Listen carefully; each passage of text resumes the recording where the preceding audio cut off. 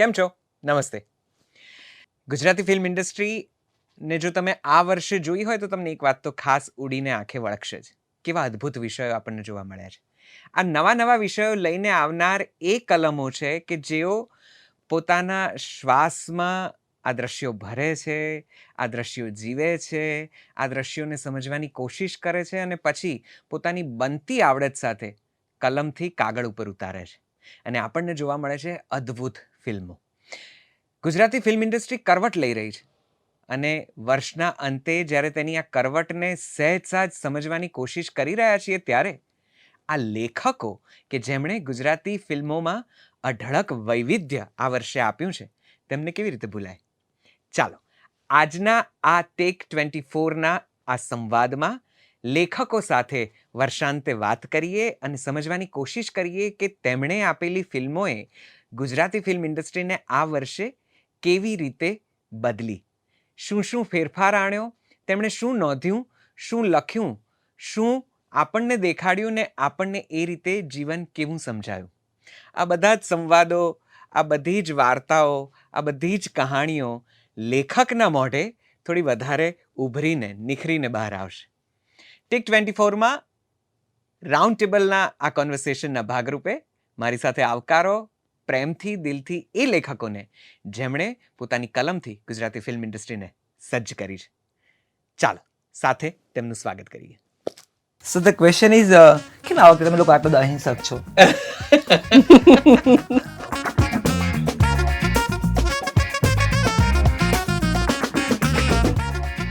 2024માં કોઈ ફેરફાર લાગ્યો? શું થયું? કેવું રહ્યું? શું હજી એવું ને એવું જ છે કે ફ્રસ્ટ્રેશન્સ શું છે? Time I feel that we have achieved. Why? Because the frustration till date was getting the credit. કે હું અજાણ્યા લોકો સાથે કામ કરતા ડરું છું. ફ્રસ્ટ્રેશનમાં એવું છે કે લખવું સહેલું છે, સમજાવવું અઘરું છે.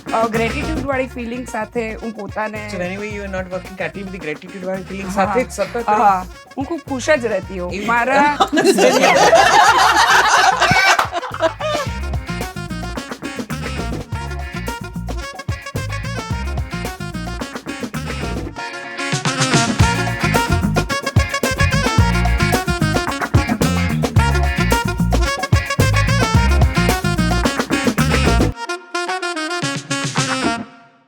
So I welcome you all. Thank you so much for joining. Tech 24માં આપ સૌનું સ્વાગત છે. સૌથી વધારે ઉત્સાહિત હું કદાચ આ કોન્વર્સેશન માટે છું. ડિરેક્ટર્સ, એક્ટર્સ ને એક્ટ્રેસીસ, પરફોર્મર્સને મળવાનું બનતું રહેતું હોય છે. તેમના મંતવ્યોથી હવે હું લગભગ પરિચિત છું. સવાલ પહેલાં મને કોણ શું કેવો જવાબ આપશે એનાથી જરા વાકેફ થઈ શકું અથવા તો અંદાજ લગાવી શકું અને 100% સાચો ઠરે એટલા ઇન્ટરવ્યૂઝ મેં આવી ખુરશીઓ પર બેસીને કરી લીધા છે. મોસ્ટલી તેમની સાથે, કારણ કે ફિલ્મના પ્રમોશન્સ માટે એ લોકો આવતા રહેતા હોય છે. પણ રાઇટર્સ સાથે એવું બને છે કે માત્ર વર્ષે એકવાર મળવાનું બને છે અને કેટલીક બહુ જ નિસ્બતભરી ચર્ચાઓ થાય છે.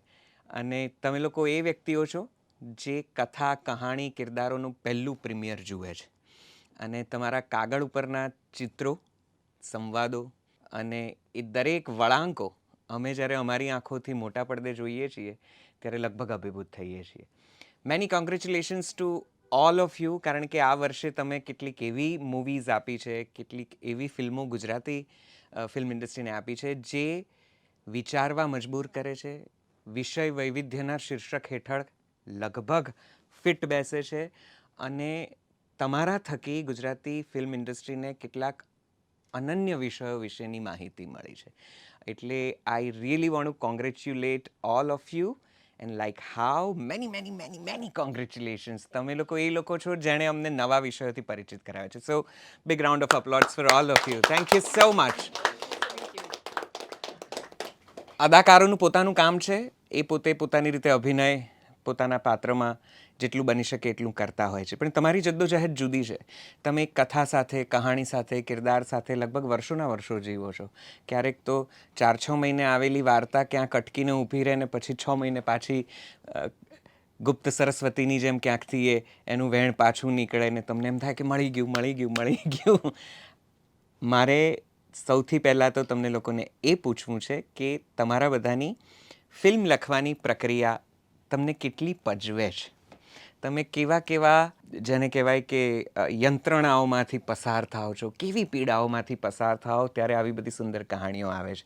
મારી સાથે કેટલી બધી સુંદર આજે સૌથી પહેલાં તો હું 2-3 લોકોને ખાસ અહીંયા સ્પેશિયલ વેલકમ આપવા માગું છું. નિકિતા શાહ, અદિતિ વર્મા અને જાહ્નવી ચોપડા, you're coming on this couch for the first time, so many congratulations. અને કેટલી સુંદર ફિલ્મો તમે આ વર્ષે આપી. અજબ રાતની ગજબ વાત, ધ ગ્રેટ ગુજરાતી મેટ્રીમોની, અને એ સિવાય Ram the OG on the couch.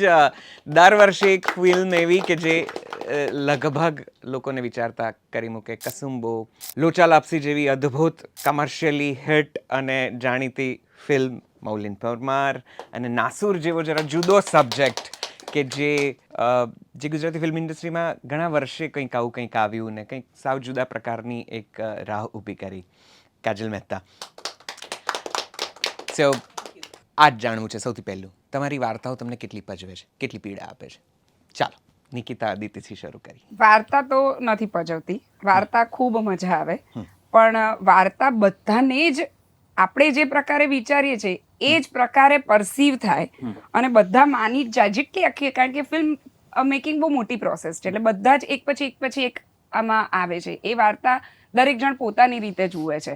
તો ત્યારે એઝ રાઇટર તમારી માટે એક ચેલેન્જ ઊભી થાય કે બધાને સેટિસ્ફાય કરવા. ઓફકોર્સ આપણે તો ઓડિયન્સ માસ માટે બને એટલે બધાને ગમવી જોઈએ, પણ એક આપણી ટીમમાં જ જો એ કોર્ડિનેશન ક્યાંક ખૂટતું હોય તો કદાચ એ વખતે થોડી ડ્યુઅલ રાઇટિંગ એ એક જુદી જ પણ મને લાગે છે પ્રક્રિયા, પીડા, વેદના બધું છે.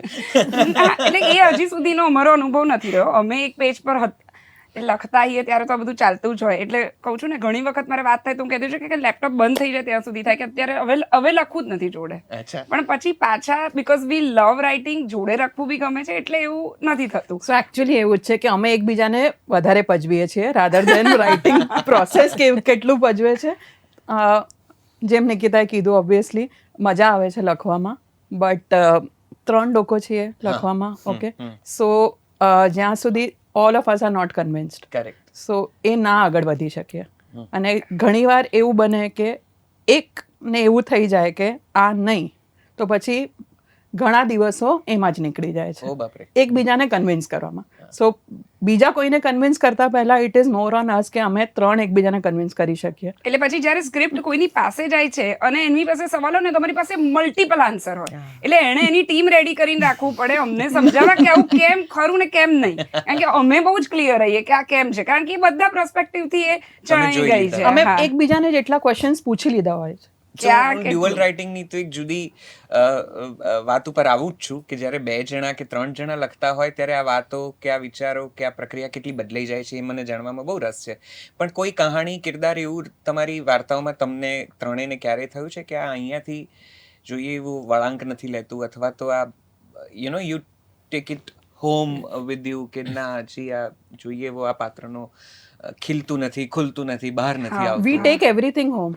In our minds. Actually, So over it would there be it like is. ઘણી વખત સવારે મને ખબર છે અદિતિ ઓફિસ જવાની છે, તો મારો એ એજન્ડા કે જતા પહેલા મને કહી દઉં કે આપણે આ કેરેક્ટરમાં આવું કરી શકીએ છે. કારણ કે અમે ગઈકાલે જ્યારે છૂટા પડ્યા ત્યારે અમે અહીંયા સ્ટક હતા કે આમાં મજા નથી આવતી, કે આને શું કરીએ તો આ વધારે એન્હાન્સ થાય, કે એ કેરેક્ટર આવું બિહેવ નથી કરતું ને હવે એને આપણામાં કરી રહ્યું છે, તો we have to crack that. તો એ ક્રેક થાય તો અમારા બંનેનું પાછું ડિસ્કશન થાય. અને સો એ એક્સાઇટમેન્ટ અમારામાં એટલે છે કારણ કે અમે કદાચ ટીમમાં બહુ પ્રોપરલી જેલ થઈ ચૂક્યા છે. પોસિબલ છે.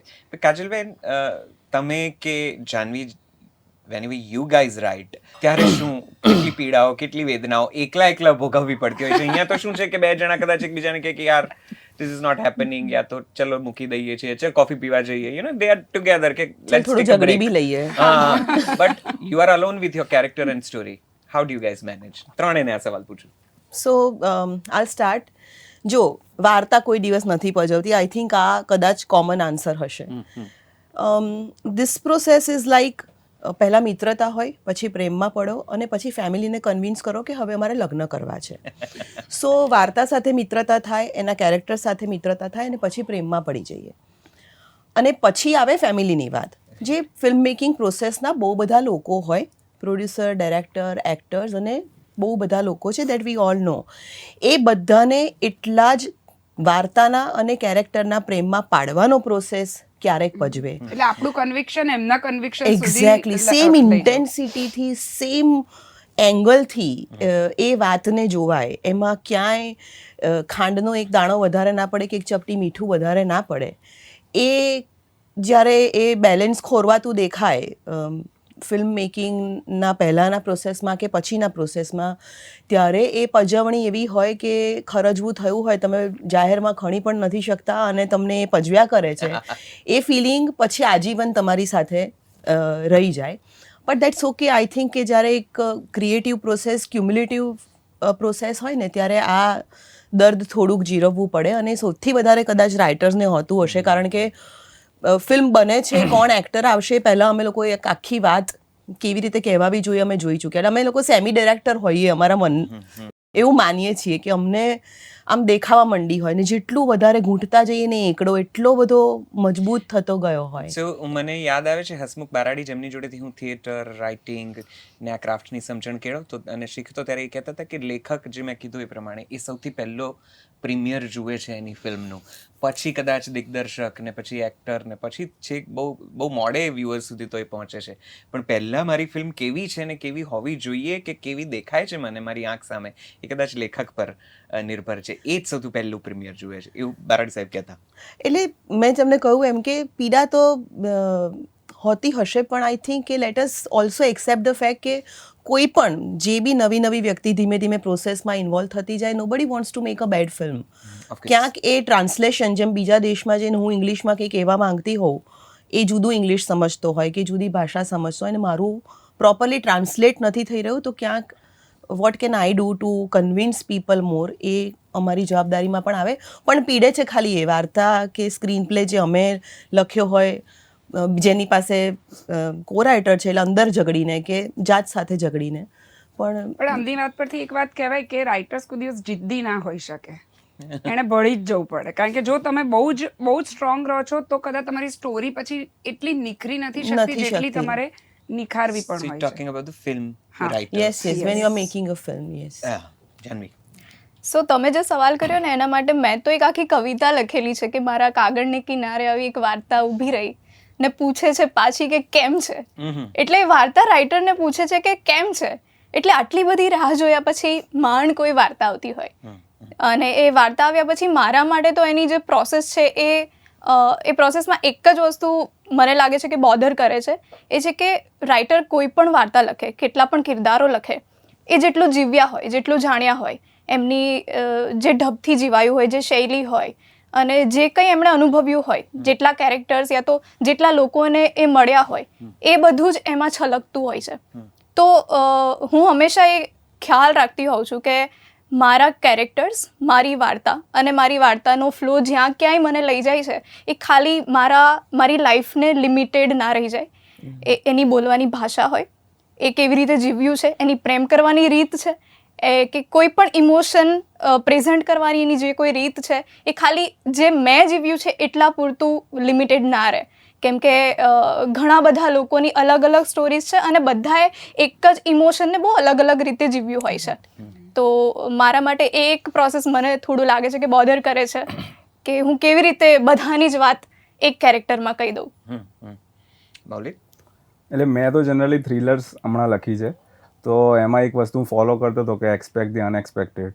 એટલે રાઇટરને પણ ખબર ના હોય કે આગળ શું થવાનું છે, અને એ રીતે સ્ટોરીનો પીછો કરતા હોઈએ તો કુતૂહલતા પણ જળવાઈ રહે, અને એના કારણે દર્શકોમાં પણ ઉત્સુકતા રહે કે હવે આગળ શું થશે. અને જે પ્રમાણે ટાગોરની કવિતા છે કે કસ્તુરી હિરન જૈસે અપની ખુશ્બુ મેં પાગલ ઘૂમતા હૈ, મેં ઘૂમતા હું. એટલે જ્યારે તમે સ્ટોરીની પીછો કરો છો ત્યારે તમે ખોવાઈ જ જાઓ છો. એટલે સ્ટોરી કોઈ દિવસ પચવે એવું મને લાગતું નથી.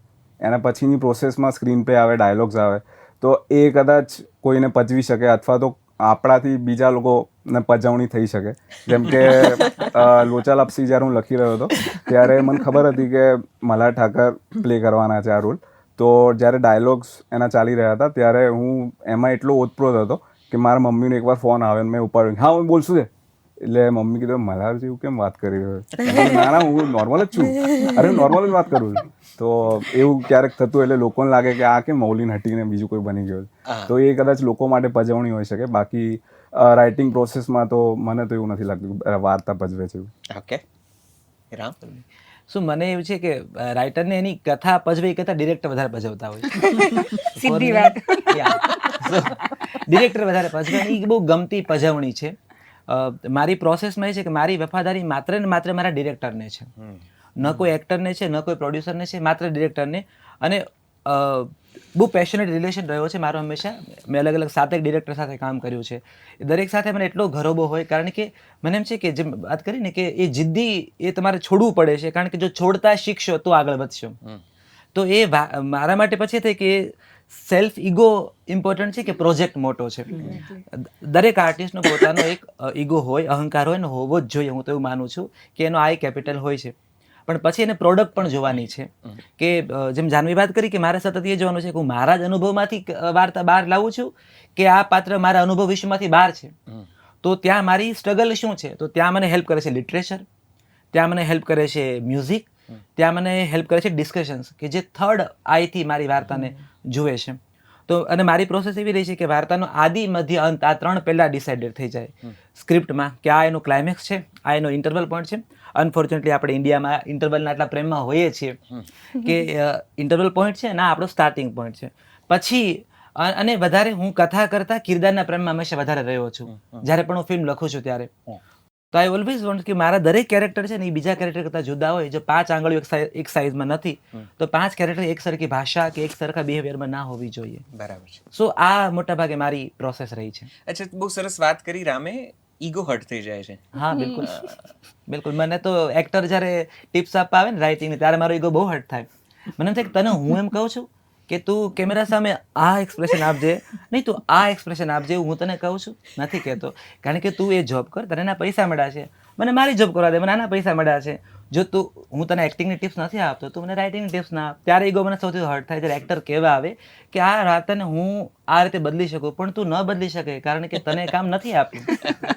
And I think everyone thinks કે they are a writer. Yeah Yes, So exactly. that has મારે become એ a જાણવું very હતું કે ક્યારે તમારા ઈગો હર્ટ થયા છે આ પ્રક્રિયાઓમાં, એના વિશે જરા જણાવો ને.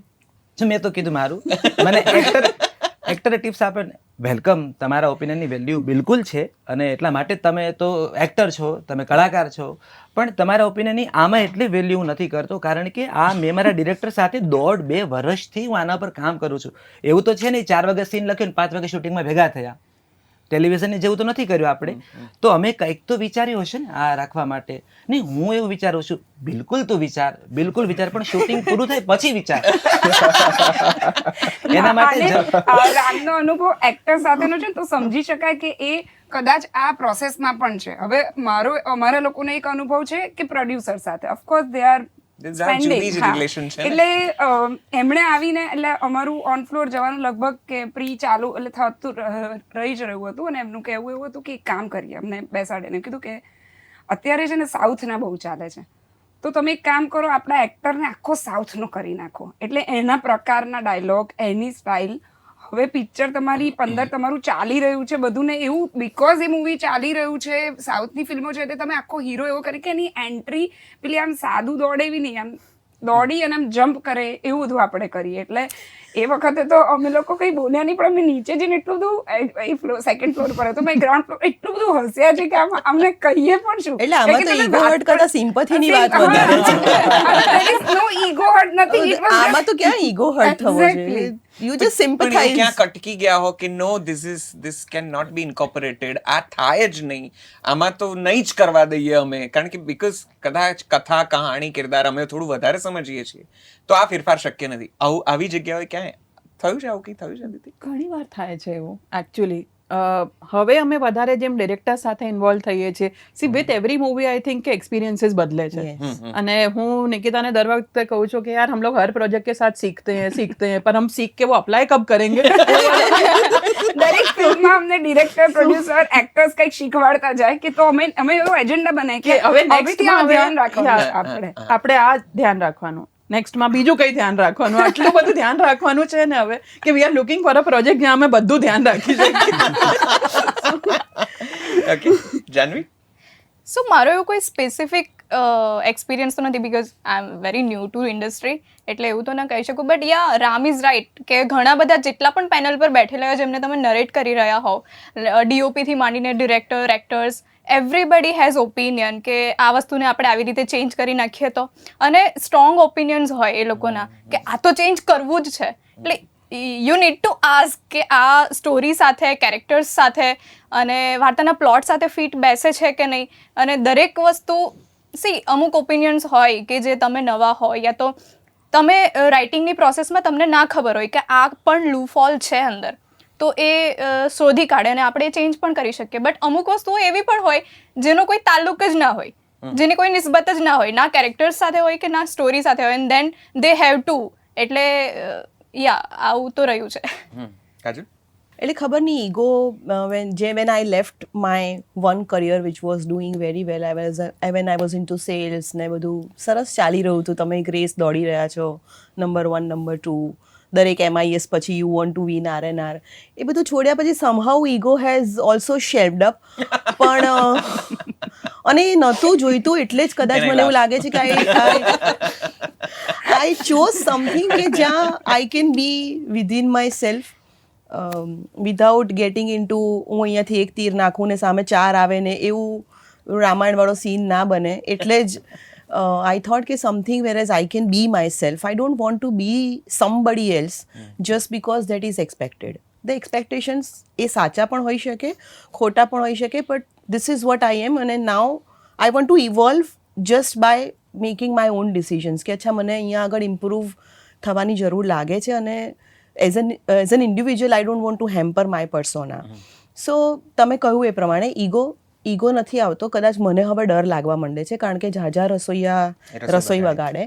એટલે જેમ મેં again I'll go back to the love marriage thing કે હું મારા પપ્પાને કહું, પછી મારા પપ્પા કાકાને કહે, કાકા ફઈને કે ફઈ એની બેનને કે એની જેઠાણી, એટલે બહુ જ બધા જણ મારી લાઈફનું ડિસિઝન લેવા માંડે. ભાઈ જન્મ મેં આપ્યો છે આ વાર્તાને, મારું બાળક છે, તમે ને હું મળ્યા છીએ, આપણે બંનેને વાત ગમી છે, આપણે બંને નક્કી કર્યું છે કે let us make a film out of it.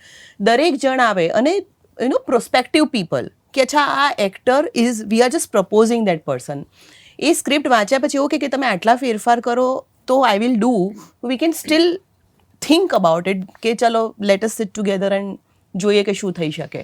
પણ પ્રોસ્પેક્ટિવ એક્ટર કે હું નહીં કરું પણ તમે આટલું કરી નાખશો ને તો સરસ, અરે પણ સરસ થવાની છે ભાઈ, તું કર ને. એકાદ પ્રોજેક્ટમાં તો અમારે એવું પણ થયું છે કે અમને એવું ઓનબોર્ડ જ તો એટલે એવું જ સાઇન કરાવવામાં આવે કે તમે ચેન્જ કરવા માટે રેડી છો તો આપણે આ પ્રોજેક્ટમાં આગળ વધીએ. એટલે તમે ઓફકોર્સ રાઇટર્સ છીએ અને આપણે ખબર છે કે આ પ્રોસેસમાં ચેન્જીસ આવવાના છે, પણ સ્ટોરી સાંભળી હોય ના સાંભળે પણ ત્યાં લાઈક અમે ચેન્જ તો કરાવીશું જ. એટલે વી નો they will be having a Ram is like producer જોડે રહે કે એમને જો ઈચ્છે કે બીજા કોઈ રાઇટર જોડે ચેન્જ કરાવવું છે તો એમની જોડે હક છે. એટલે ઈગોની વાત છે ને, તો એ હું અહીંયા કહીશ કે ઈગો તમારે એટલે જ નથી રખાતો કે જ્યારે કોન્ટ્રાક્ટ સાઇન કરીએ તો અંદર એક એવો પણ ક્લોઝ હોય છે કે બીજા રાઇટરને પણ અમે ઇન્વોલ્વ કરીશું જો તમારું રાઇટિંગ નહીં ગમે તો. એટલે તમે at any stage you can be replaced. એટલે you cannot be a good mother for your own child but somebody else can raise your child better.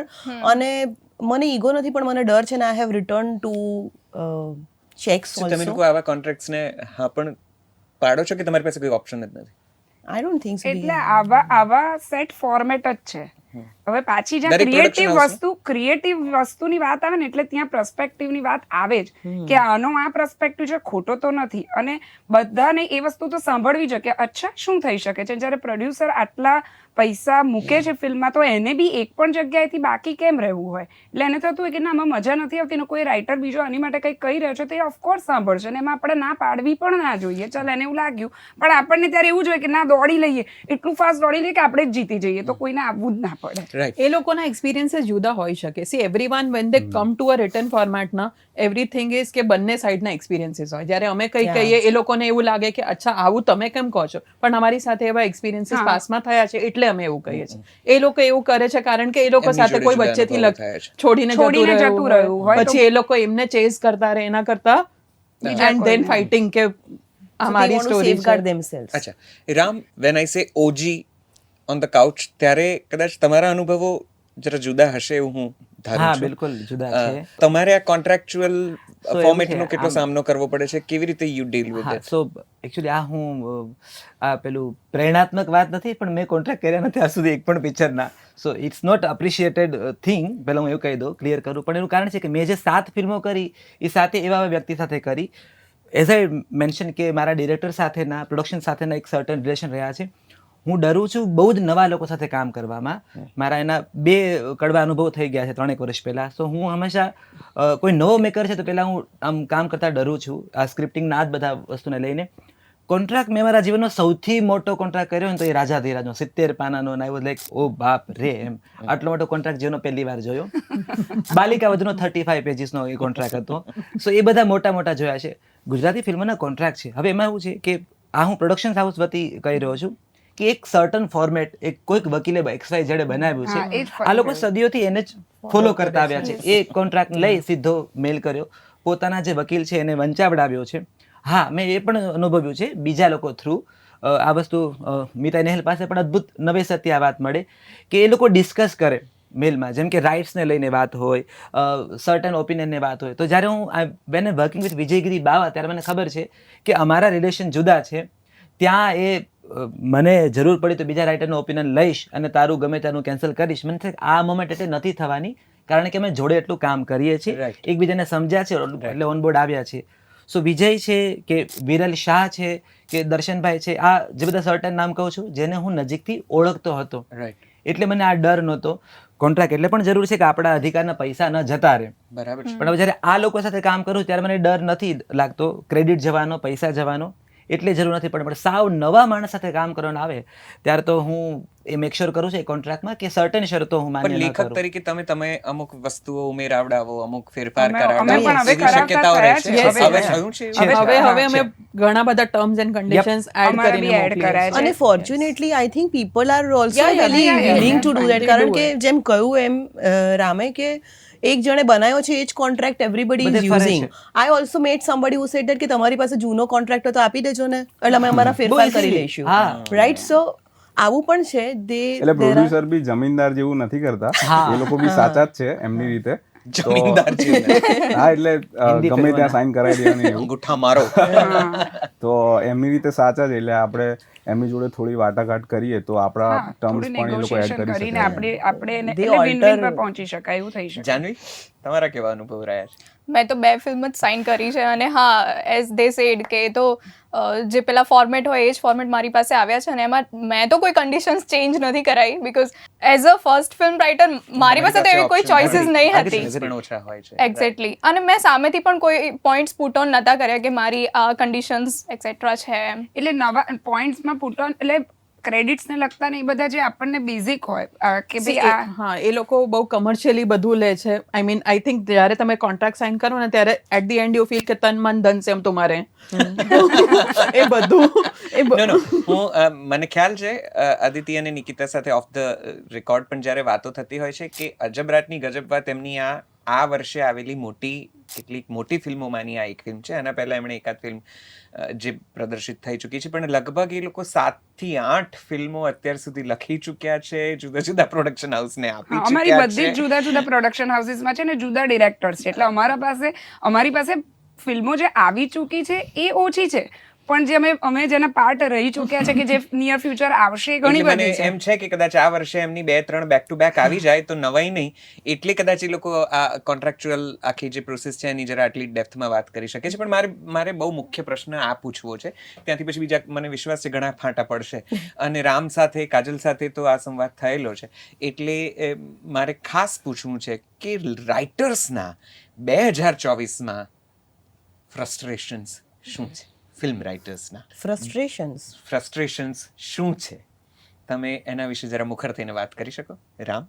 અચ્છા, હું જ પહેલા OG તો અમે છો ને? સિનિયર નહીં, છીએ એટલે તમે અમે OG છો ને? નહીં, ઓન સિરિયસ 2024ના કારણ કે આપણે 2022માં પણ કદાચ આ વાતો આપણે કરી discuss કરી હતી ચૂક્યા છે. અને ઘણી બધી વાતો નવનીતના ત્યાં સુધી પહોંચવા માટેની જ આપણી હોય છે, મંથન જ હોય છે. નહીં, 2024માં કોઈ ફેરફાર લાગ્યો? શું થયું? કેવું રહ્યું? શું હજી એવું ને એવું જ છે કે છે હજી ફ્રસ્ટ્રેશન એવા ને એવા? નહીં, હું એટલે એ ઓન અ સિરિયસ નોટ 2024ના રાઇટર તરીકે હું જ્યારે વાત કરું છું ને ત્યારે એ રામ મોરી બોલી રહ્યો છે જેના ખાતામાં 5 ફિલ્મો બોલે છે. આ એ જાનવી બોલે છે જેના ખાતામાં 2 ફિલ્મો છે, 1 ફિલ્મ છે રિલીઝ થયેલી, એટલે એના કારણે ફ્રસ્ટ્રેશનના ક્રાઇટેરિયા જુદા છે બધાના. I'm sure, I'm તો હું મારા ભાગે ફ્રસ્ટ્રેશનની વાત એટલી બહુ રહી નથી નિશિતભાઈ. એઝ આઈ મેન્શન કે હું અજાણ્યા લોકો સાથે કામ કરતા ડરું છું. હું બને ત્યાં સુધી ટાળું છું, કારણ કે સર્ટન ફ્રસ્ટ્રેશન મેં 2 વર્ષ પહેલા ફીલ કરેલા છે કે અને પ્રોડક્શન હાઉસ એક રીતે મૌલિકે વાત કરીને કે એ લોકો એ પણ ડરતા હોય છે કે આ ભાઈ રાઇટર લોકો ગમે ત્યારે કેસ ઠોકી દે આપણી ઉપર, એવી ઇમેજ છે કે આ ગમે ત્યારે કેસ ઠોકી દે આપણી ઉપર. એટલે એ મેરા ખૂન રહા એ મેરી વફાદારી, એ જે છે ને તો એ જે વિશ્વાસ અપાવો ને, પેલું તો તમારી વાર્તા ઉપર ટ્રસ્ટ મૂકે છે કોઈ માણસ અને તમારી વાર્તાના એ ટ્રસ્ટના આધારે તમને ઓન બોર્ડ લે છે. ડિરેક્ટર કન્વિન્સ થઈ ગયો છે તમારી વાત સાથે, અને પછી જ્યારે XYZ પ્રોડ્યુસર્સ આવ્યા છે, પ્રોડ્યુસર તો ગુજરાતમાં ખૂબ ઓછા, investors, I should use the word investors, કે જે પૈસા રોકે છે, ક્રેડિટ એમને પ્રોડ્યુસર્સની જોઈએ છે, પણ છે ઇન્વેસ્ટર, કારણ કે એને વ્યાજ સાથે પૈસા પાછા જોઈએ છે. સો આ બધા ઇન્વેસ્ટર છે, એને જે કન્વિન્સ કરવાની વાત છે ને એ મને બહુ 2024માં પણ ફ્રસ્ટ્રેટ લાગે છે. જેમણે માને છે કે XYZ એક્ટર છે તો જ પિક્ચર ચાલશે. લેટ મી ટેલ યુ, 2024માં પણ એવી કોઈ ગેરંટી નથી ગુજરાતી ફેસમાં કે આ હશે તો જ પિક્ચર ચાલશે. હિતેન કુમાર પછી ગુજરાતમાં એક પણ એવો સુપરસ્ટાર નથી જેના નામથી ફિલ્મ ચાલી હોય. 90sમાં હિતેનભાઈ પેન ગુજરાત સુપરસ્ટાર હતા, રાઈટ. પછી પેન ગુજરાત સુપરસ્ટાર આપણને નથી મળ્યા મેલ ફિમેલમાં કે જેના નામે માત્ર ફિલ્મો ચાલી હોય, તો પણ ઇન્વેસ્ટર એમ કે આ નામ હોવા જોઈએ. એ પ્રમાણે વાર્તા બદલાઈ જશે. એટલે મારે કેવું પડે, એલા ભાઈ આ મેં સિવેલો થેલામાં તું કેટલા મારી પાસે કાતરના હાંધા મરાવીશ. ધેન આઈ ડિસાઇડેડ કે નહીં, આવા લોકો જેને ફેથ નથી એની સાથે હું કામ નહીં કરું. તો આઈ ગેસ આ ફેથ છે એ સૌથી મોટું ફ્રસ્ટ્રેશન છે, એટલે અમે ફરીને જાણીતા લોકો પાસે જઈએ છીએ. આદિત્ય, નિકિતા? ફ્રસ્ટ્રેશન આ વર્ષે નથી. આઈ થિંક વાય બીકોઝ સાલો છે. કે because I think of the record અમારી જે વાત થઈ હતી એ પ્રમાણે this time I feel that we have achieved. Why? Because the frustration till date was getting the credit and at a perfect place. So right in all the marketing materials. Right. And like when I talk about Ajab Raat Ni Gajab Baat, we got the credit in the poster, in the teaser, in the trailer. અને ટીઝરમાં તો કદાચ રાઇટર્સને credit આપવામાં આવી હોય એવું કદાચ Yes, મારી that ઓછી is- જાણમાં છે, પહેલી વાર પહેલી બન્યું વાર. છે. વિજય મને દરેક ટીઝરમાં આપી છે credit. જી.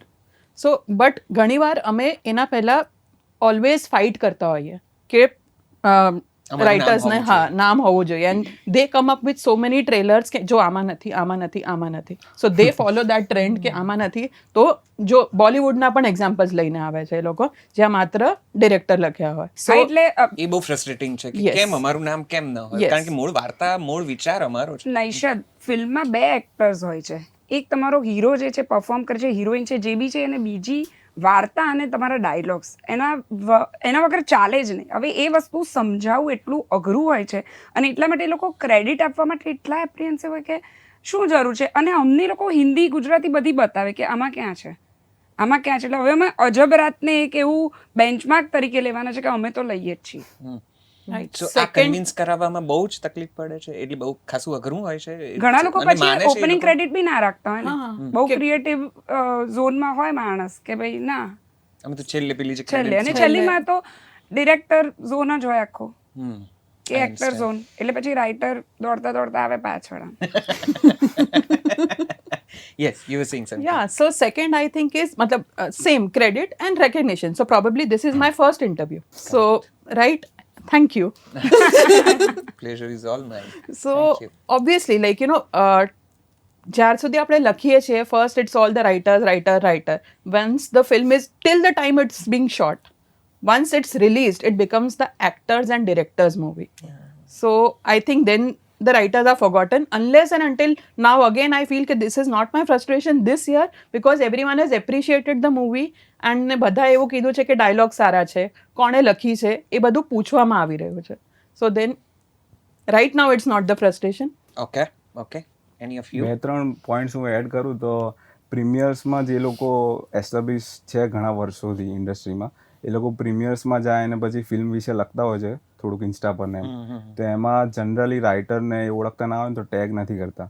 જે એસ્ટાબ્લિશ છે એ લોકોએ કમસે કમ શોધીને કે ભાઈ એવું લખ્યું હોય કે સ્ટોરી જોરદાર હતી પણ રાઇટરને ટેગ ના કર્યા હોય આંખમાંથી લોહી નીકળી જાય ને તો આવું કેમ કર્યું હા, આવું કેમ એટલે- કર્યું એવું થઈ જાય આપણને કે આવું અમે આવું તો ના. એકબીજાને એવા સ્ક્રીનશોટ્સ મોકલતા હોઈએ અમે છીએ. કિસને તો કિયા દેખીએ, અમે નહીં. આ તો અમારી પાસે તો અમે બે પણ આ તો તો છીએ જ just- જય વીરુ જેવા, બાકી બધા પાસે આવું ના હોય ને તો આમ દિલમાં આમ આ આગ તો લાગે. થોડું ટેકનિકલી સહેજ હું જાણું છું ને મારાથી ક્યારેક ટેગ નથી થતું એટલે ક્યારેક ફ્રેન્ડ્સ ના હોય તોય ટેગ નથી થતા ક્યારેક ઇન્સ્ટા જો તમે મોબાઈલ થી કરો તો નથી થતા ના, ક્યારેક એટલે ડેસ્કટોપ થી કરો તો થાય છે આવા બધા પ્રશ્નો છે પણ એટલે by this point. ઇન્ડસ્ટ્રીના જે લોકો છે મેઇન એ લોકો અગર રીચ આઉટ કરશે લોકોને ટેગ કરીને તો બીજા લોકોને પણ એવું કદાચ ખબર થશે પડે. કે હા I યાર agree with you. હું પણ ટેગ Of course. કરું ચલો આ અને લોકોને હા. એટલે એક એ પોઈન્ટ છે અને બીજું ફ્રસ્ટ્રેશનમાં એવું છે કે લખવું સહેલું છે સમજાવવું અઘરું છે સમજાવવું એટલે ઇન્ડસ્ટ્રીને પણ ને સમાજને પણ કે હું લખી રહ્યો છું પ્રોડ્યુસરને પણ કે હું લખી રહ્યો છું તો કે ઓકે લખાઈ જાય એટલે કે અરે પણ લખી રહ્યો છું 2 મહિના થયા 3 મહિના થયા તો એનું વળતરનું શું ધ સાઇનિંગ અમાઉન્ટ એન્ડ હા, પેન મની. હા. એટલે એ થોડુંક એ અત્યારે હું ફ્રસ્ટ્રેશન એમાં એ So do you પિરિયડમાં guys get the signing amount sort of a thing? Oh, yes. And a good one? Yes, Yes. yes. Yeah. Yeah. Okay. એટલે એ બે ત્રણ વસ્તુઓ છે Okay. હમણાં. Okay. Janvi? જ્યારે ફિલ્મ હિટ થઈ જતી હોય ને ત્યારે it is called as director's film. એટલે મને એવું લાગે છે કે of course it's a director's film, પણ હિટ થવા પાછળ ખાલી ને ખાલી ડિરેક્ટર ઇઝ નોટ રિસ્પોન્સિબલ. એક આખી ક્રૂ છે, રાઇટરથી માંડીને producer, cinematographer, pre production, post પ્રોડક્શનની આખી ટીમ, મ્યુઝિક એમાં આવી ગયું. એટલે બધા જ લોકો પોતાની રિસ્પોન્સિબિલિટીથી કામ કરતા હોય છે અને ત્યારે એ ફિલ્મ હિટ થતી હોય છે. અને હું તો એવું માનું છું કે હિટ થવા પાછળ ઇટ ઇઝ ઓલવેઝ પબ્લિકનો કયો રિસ્પોન્સ છે, કેવો રિસ્પોન્સ છે, એ ફેક્ટર કામ કરી જતું હોય છે. ફિલ્મ સારી બનવું, આ વર્ડ હું યુઝ કરીશ કે ફિલ્મ સારી બને તો it's not always just a director's film. એ આખી ક્રૂની મહેનત છે, આખી યુનિટની મહેનત છે. તો એ એક પોઈન્ટ છે. બીજો પોઈન્ટ મને એવું લાગે છે કમિંગ યરમાં મારે આ ટોલરેટ કરવાનું આવશે, કેમ કે આફ્ટર મેટ્રીમની મને બહુ બધા પ્રોડ્યુસર્સના ફોન આવ્યા અલગ અલગ ફિલ્મોના અપ્રોચ માટે, અને એમનું ચેકલિસ્ટ રેડી હોય કે અમને સર્ટેન કન્ડિશન્સ આપવામાં આવે કે આવું જોઈએ છે. એક તો જોનરે એ લોકો ફિક્સ જ કરી દે, અમને આ જોનરેમાં જોઈએ છે અને આવા આવા એલિમેન્ટ્સ ફિલ્મમાં હોવા જોઈએ, Welcome આવી family. સ્ટોરી અમને જોઈએ છે. ઓકે, સો હા, અને એ લોકોનું કાસ્ટિંગ પણ પહેલેથી ફિક્સ હોય કે અમારે આ લોકોને જ લેવાના છે, આમના અરાઉન્ડ એક વાર્તા તમારે ઘડવાની છે. એટલે હું એમ કહું કે વાર્તા નક્કી કરશે કે એના કેરેક્ટર્સ કોણ પ્લે કરી શકશે. બરાબર છે. સો યા ઇટ કુડ બી આ બહુ લિટલ ફ્રસ્ટ્રેટિંગ ફ્રસ્ટ્રેટિંગ. હોય છે પણ આવું તો કદાચ તમને પણ અત્યારે થતું હશે ને, પેલા જે સરસ મજાના મોનોલોગ્સ તમે એક ગર્લના પોઈન્ટ ઓફ વ્યૂથી લખ્યા છે તો કદાચ આવતું હશે કે આવો જ બીજો, આવું જ ત્રીજું, આવો જ ચોથું, આવું કંઈ આવે છે? તમને પણ આવતું હશે કારણ ને? કે રામ તો અમે કદાચ ઝડપ વાર્તા ભોગવી લઈને ચૂક્યો છે. જઈએ છે એટલે હે ને. અમે મોસ્ટલી પહેલા આખી વાર્તા લખીએ છીએ કે એટલી સ્ટોરી લાઈન લખીએ છીએ અને પછી કોઈને અપ્રોચ કરીએ છીએ. અમે અમારું અત્યાર સુધીનું એવું રહ્યું છે કે અમને અપ્રોચ કોઈ- કરે કે આ તો અમે અમારી વાર્તા કહીએ છીએ કે આ છે, અને થોડું કાસ્ટિંગ બી અમે હવે થોડું કહેતા કહેતા થયા છે. થયા છે કે અમારે અમારા મતે એવું છે કે આ લોકો સારા લાગશે. એવું So I કરતા think થયા a છે. common frustration, as in Janvi said that, કે એક checklist હોય એની સાથે એક અમારું checklist કે આમાં if I'll make this people કે તમે check કરો તો everybody will have check on almost all the lists. કે જેમ જાનવી કહ્યું કે એક checklist હોય કે આ એક્ટર માટે હોવું જોઈએ, આ genre, fine, I respect it કે you are investing money, it is business for you, you have your own idea કે Correct, correct. ક્યાંથી પૈસા પાછા આવશે, તમને એવું લાગે છે કે કોમેડી કરશું તો આવશે, આ એક્ટર કરશે તો આવશે, ફાઇન. પણ એની સાથે સાથે મોટો પ્રશ્ન એ આવે છે કે you want writer to do everything according to you. then why are we there? We are a creative people. We don't have a formula કે અમે ChatGPT માં કંઈ નાખીશું, આવું જોઈએ અને આઉટપુટ આવી જશે. ઇધર સે આલू डालेंगे, इधर से सोना निकलेगा, नहीं होगा. You are hiring a writer for his own or her own abilities. જેમ કે દરેક રાઇટરનું પોતાનું એક જોનરા પણ હોય. Many a times I tell people કે ભાઈ દરેક વાતને કે દરેક વાર્તાને don't force humour into it. બને છે ક્યાંક કે હસબન્ડ વાઈફનો મોટો ઝઘડો થયો હોય અને ઝઘડતા જો વાઈફ લપસી પડે અને જો હસવું આવી જાય તો આવી જાય, but you can not force humour into all the subjects. તો એ કે હ્યુમર તો ચલેગા, એના વગર તો નહીં થાય એમ. તો યાર, અને એ બી પછી when it comes from somebody who has no Experience or creativity હાર્ટમાં નથી, it's just pure business. So you either you make out and out humour or you stick to the concept. એટલે આઈ ડોન્ટ થિંક સો કે પ્રોડ્યુસરનો પોતાનો problem હોય કે ડિરેક્ટરનો પોતાનો problem હોય. Okay so આ આખી બધી વાતમાં ક્યારે એવું થયું છે કે એક પ્રોજેક્ટ તમે એમ કીધું કે ક્યાં લીધો આ પ્રોજેક્ટ ના મૂકી દો યાર હવે આ ત્રાસ થયો એમ I just want to kind of leave this हम तो चेक वापस दे चुके सनम. 2 चेक वापस कर दिए कि भाई તું લઈ લે પણ મારી વાર્તામાં જે તમારે કરવું છે એ નહીં થઈ શકે. ના, મારા બચ્ચાને તમે બિહારી બનાવી દો, નહીં બનાવવા દઉં. મેરા બચ્ચા ગુજરાતી બોલેગા. જાનવી ના મારી સાથે તો નથી એવું બન્યું. જાનવી હજી ઘણું નવી છે એટલે Yes, આપણે yes. એને અમુક પ્રશ્નો તો પૂછવા જ ના જોઈએ એટલે પણ ક્રિએટિવ વર્કમાં તો મને એટલો બધો કોઈ પ્રોબ્લેમ થયો નથી. જ્યારે એવું લાગે કે 100% તમે સાચા છો ત્યારે પછી હું થોડુંક કહેતો કે ના આ જ રીતે કરીએ અને એ લોકો બી સમજી જાય. અને જ્યારે મને પણ થોડુંક એવું લાગતું હોય 19-20 તો એમની વાત સમજી જવું. તો ક્રિએટિવમાં એવું થયું નથી. મારે ખાલી આ બધી ટર્મ્સ જે છે ને એમાં હજી થોડુંક જાણવાની જરૂર છે, શીખવાની જરૂર છે. રામ કેટલા પ્રોજેક્ટ પાછા ઠેલ્યા છે? એક જ મારો એ જે મેં કહું અજાણાની વાત તમને કરું છું એ ત્યાં દૂધના દાજા પછી હવે છાશ જ પીવું છું. તો એ 3 ડિરેક્ટરો બદલાઈ ગયા અને મારી નજરની સામે અને મારો relation as I told you મારો ડિરેક્ટર સાથે જ હું માત્ર મારા ડિરેક્ટરને જ કન્વિન્સ કરવા બંધાયેલો છું. સો મને થઈ કે અરે જેની સાથે મેં આટલી વાર્તા ઘડી એ માણસ 8 મહિના બદલાઈ ગયો. પછી બીજાને નવા ફરી લગ્ન કરવાના મારે એ નહીં માણસ આખી વાર્તા સાથે એને કન્વિન્સ કરું એ થયા સાથે એ બદલાઈ ગયો, ત્રીજો આવ્યો. મેં કીધું હવે આ વળતા પાણી થયા. તો એ પ્રોજેક્ટ એક મેં પડતું મૂક્યો ને હમ ચેક વાપસ દે ચુકે સનમ અને એ એક માત્ર પ્રોજેક્ટ મેં છોડ્યો અને પછી ત્યાંથી હું શીખ્યો. સો યા એક અનુભવ છે મારો. અદિતિ નિકિતા અમે ઘણા પ્રોજેક્ટ્સ ના કરી દઈએ છીએ. वन थिंग इज के हम पे उपकार मत करो. अगर तुम्हें ये लग रहा है ना कि हाँ this is a big chance and this and that, no please You don't want we big don't chance. want it then okay. So now those terms are like I think we have all grown up with those terms now. Right. કે this is the opportunity, આગળ જઈને ફરીથી કામ કરીશું. First this, so if this is there તો આગળ જવાનું વિચારીએ પણ. સો એવા એક બે કન્ડિશન્સ આપી હતી કે લાઈક યુ નો આ સ્ટોરી છે પછી અમે અમારા પ્રમાણે ચેન્જ કરીએ અને બીજું કોઈ આવશે ને આ ચેન્જ કરી દેશે તો તમને ક્રેડિટ મળશે પણ એ ચેન્જ કરશે. So we were like no, if something is going on the screen અને અમારું લખેલું નથી તો અમને ક્રેડિટ પણ નથી જોઈતું. And then we don't want that project. We don't also. Want that project only.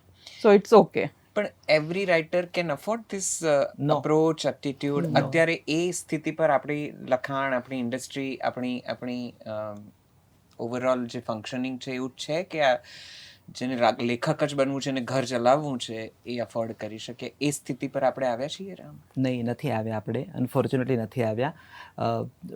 જેમ કે મને ખ્યાલ છે કે માત્ર ફિલ્મ લખીને મારું ઘર નહીં ચાલે. તો હું ટેલિવિઝન પણ લખું છું, હું પુસ્તકો લખું છું, હું સ્પીચ આપવા જાઉં છું, હું રેડિયો નાટક કરું છું, મલ્ટિપલ ક્ષેત્રમાં રાઇટિંગ કરું છું અને મારી પાસે નવજીવન જેવી એક સેફ જોબ છે જ્યાં એક સર્ટન અમાઉન્ટ એવરી મંથ મને મળવાની છે. એક એવી સિક્યોર જોબ છે જે પુસ્તકોની આસપાસ વણાયેલી છે. તો કારણ કે નવજીવન છે તો હું એ અફોર્ડ કરી શકું છું કે આ પ્રોજેક્ટ હું નહીં કરું કારણ કે આમાં હું કન્વિન્સ નથી.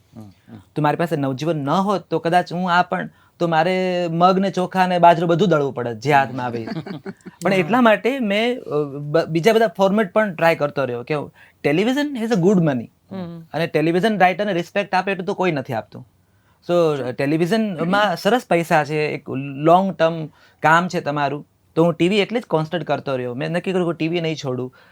નાટકોમાં પણ એક તમારી કરિયર છે, પુસ્તકો તમે લખો છો અને એક સર્ટન રોયલ્ટી છે. બધાને તો રાજાધીરાજ લખવાનું. અરે યાર, આઈ ડિડન્ટ મેન્શન રાજાધીરાજ, પણ આઈ એમ સેઇંગ કે તો રાઇટર વિચારવું પડે છે. પણ હા, માત્ર ગુજરાતી ફિલ્મ લખીને ઘર ચાલે એવી સ્થિતિ આપણી હજુ નથી. અને એટલે જ કેટલાક વિકલ્પો પસંદ નથી કરી શકાતા. ભલે આપણને એમ થતું હોય કે બહુ દુઃખદાયી છે, બહુ પીડાદાયક છે. Agree with you. મૌલિન? હા, એટલે રાઇટિંગમાં આવતા પહેલા એક ડાયલોગ મનમાં રાખવો જોઈએ કે મેરી જરૂરત કમ હૈ इसलिए मेरे ज़मीर में दम है. मेरी पेन में दम.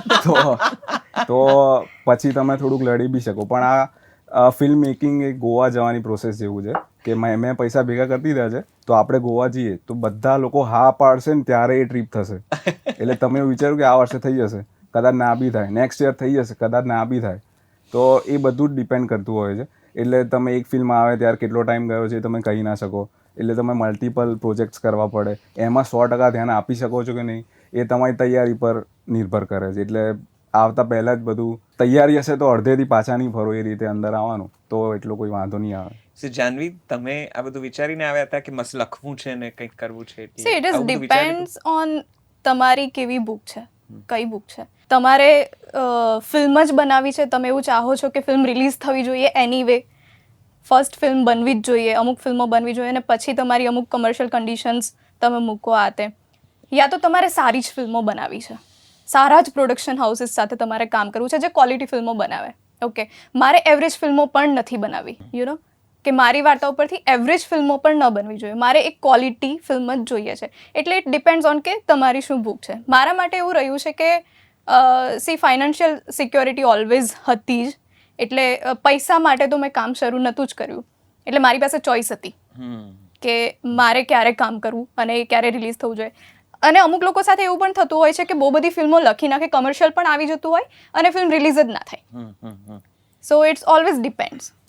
કાજલ, નોકરી છોડ્યા પછી એવું થયું કે એવું છે કે તમે બહુ શિદ્દતથી કોઈ વસ્તુને ફોલો કરતા હો, અથવા તો universe sometimes opens a door which you never thought you will ever want to gate open for you. Correct. એટલે મારા માટે રાઇટિંગ હું ખાલી નિજાનંદ માટે લખતી, મારા નજીકના મિત્રો સાથે શેર કરતી, ને આઈ was very happy in that world. કારણ કે 9 થી 9 તમે કામ કરતા હો એટલે બીજી કોઈ વસ્તુમાં એફર્ટ્સ નાખવાના, અને તમને ખબર છે હું થોડી સ્વભાવથી આળસુ છું, તો અનુભવી લીધું છે. એટલે બહુ બધું એક સાથે કરવું, મને મારી પોતાની પીસ, સેલ્ફ ટોક, આ બધા માટે મને બહુ સમય જોઈતો હોય છે. તો છે ને જેમ તમે કહ્યું એમ કે નથી બહુ બધું કરવું, તો ક્વોલિટી કરવું છે. અને નોકરી છોડ્યા પછી fortunately I have somebody who અર્ન્સ bread, butter, cheese, જેમ, એવરીથિંગ ફોર અસ. તો ભગવાનની દયા છે અને આટલા વર્ષો કામ કરીને થોડું ઘણું બચાવ્યું છે કે ચીઝ જેમ નહીં આવે તો બ્રેડ બટર તો ખાઈ લઈશું પોતાના પૈસે પણ. એટલે લાઈફ ઇઝ ફાઇન. કામ નકારવાનું કારણ કદાચ જાનવી જેવું છે કે બહુ બધું કામ કરીએ અને થોડી ગ્રીડ પણ હોય. Sometimes in a new industry at very later age in your life you are confused કે કામ બહાર આવશે તો લોકો જોશે અને તો તમારા કોન્ટેક્ટ વધશે, તો વેધર બી જેમ તમે ચણા બાજરી મગ બધું દળો કે પછી યુ બી સિલેક્ટિવ કે હું આ જ કરીશ. એટલે એ થોડા કન્ફ્યુઝનવાળા પ્રોસેસીસ પત્યા પછી બટ યસ કે જો તમે માત્ર ને માત્ર ફિલ્મો જ લખો છો તો તમારું ઘર તમે અત્યારે જે રીતે ચલાવો છો કે નહીં, કારણ કે લાસ્ટ ટાઈમ પણ આપણે આ વસ્તુ વિશે વાત કરી છે. બહુ બધી વાર ઓફ ધ ટાઈમ બી અમે લોકો બધા રાઇટર્સ ભેગા થયા હોઈએ જ્યાં કોઈ જ કેમેરા ના હોય, ત્યારે પણ આ બધી વાતો થતી હોય છે. ખસેડી દઉં? ના લેટ ઇટ બી, અમે કેમેરા છે અવેરનેસથી જ આવ્યા I છીએ. get it. I can totally understand that. અને એક અમે બહુ સરસ સવાલ, એટલે અમારી મીટિંગમાં એક વખત એવો સવાલ પૂછવામાં આવ્યો કે તમે લોકો રાઇટિંગ સિવાય બીજું શું શું કરો છો? એટલે ઇટ વોઝ એક્સપેક્ટેડ કે બધા કશુંક તો કરતા જ હશે, રાઈટ? એટલે આઈ થિંક એવરીબડી નોઝ. તમારા બેનનો અનુભવ કેવો રહ્યો છે? હા, એટલે ઓફકોર્સ એકલું મને મારી પ્રાયોરિટી કામની સાથે ઘરની પણ ઘણી છે. કારણ કે કોઈ પણ વ્યક્તિ માં બને એટલે પહેલાં માની જવાબદારી મોટી જ હોય છે. એટલે એની સાથે સાથે રાઇટિંગ અને રાઇટિંગની સાથે સાથે કિડ્સ, એ જવાબદારી સાથે હું આટલું કરી શકું છું. અને મારે બી બેકઅપ ઘણો મોટો છે, એટલે આના વગર કશું નહીં થાય એવું નથી થવાનું. પણ હા, આ ના લખું તો ઘણું બધું થશે એવું થાય. Aditi? Yes. When I was working for radio, I think I have written for all the brands. અમદાવાદમાં જેટલા પણ બ્રાન્ડ્સ હશે ને બધા માટે મેં લખ્યું Being a જ copywriter, હશે. Being a copywriter, right?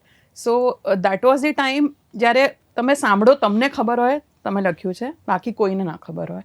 So that my frustration had started then कि एक सेल्स वालों को सब जानते हैं क्योंकि वो लोग मिल के आते हैं क्लाइंट को, और एक आरजेस को सब जानते हैं because They they are speak, there. they- या they बट deliver. सबसे ज्यादा जो एड्स बचती हैं उसको कोई नहीं जानता है.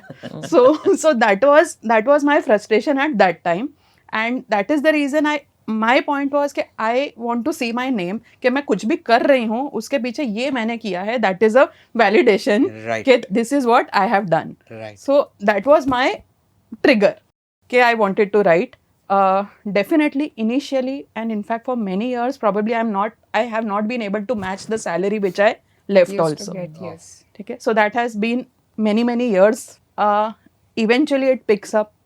Eventually, yes, it picks up, and probably now it is settled perhaps, but then again there is no guarantee. So if this year is good, it doesn't mean that next year will be the same.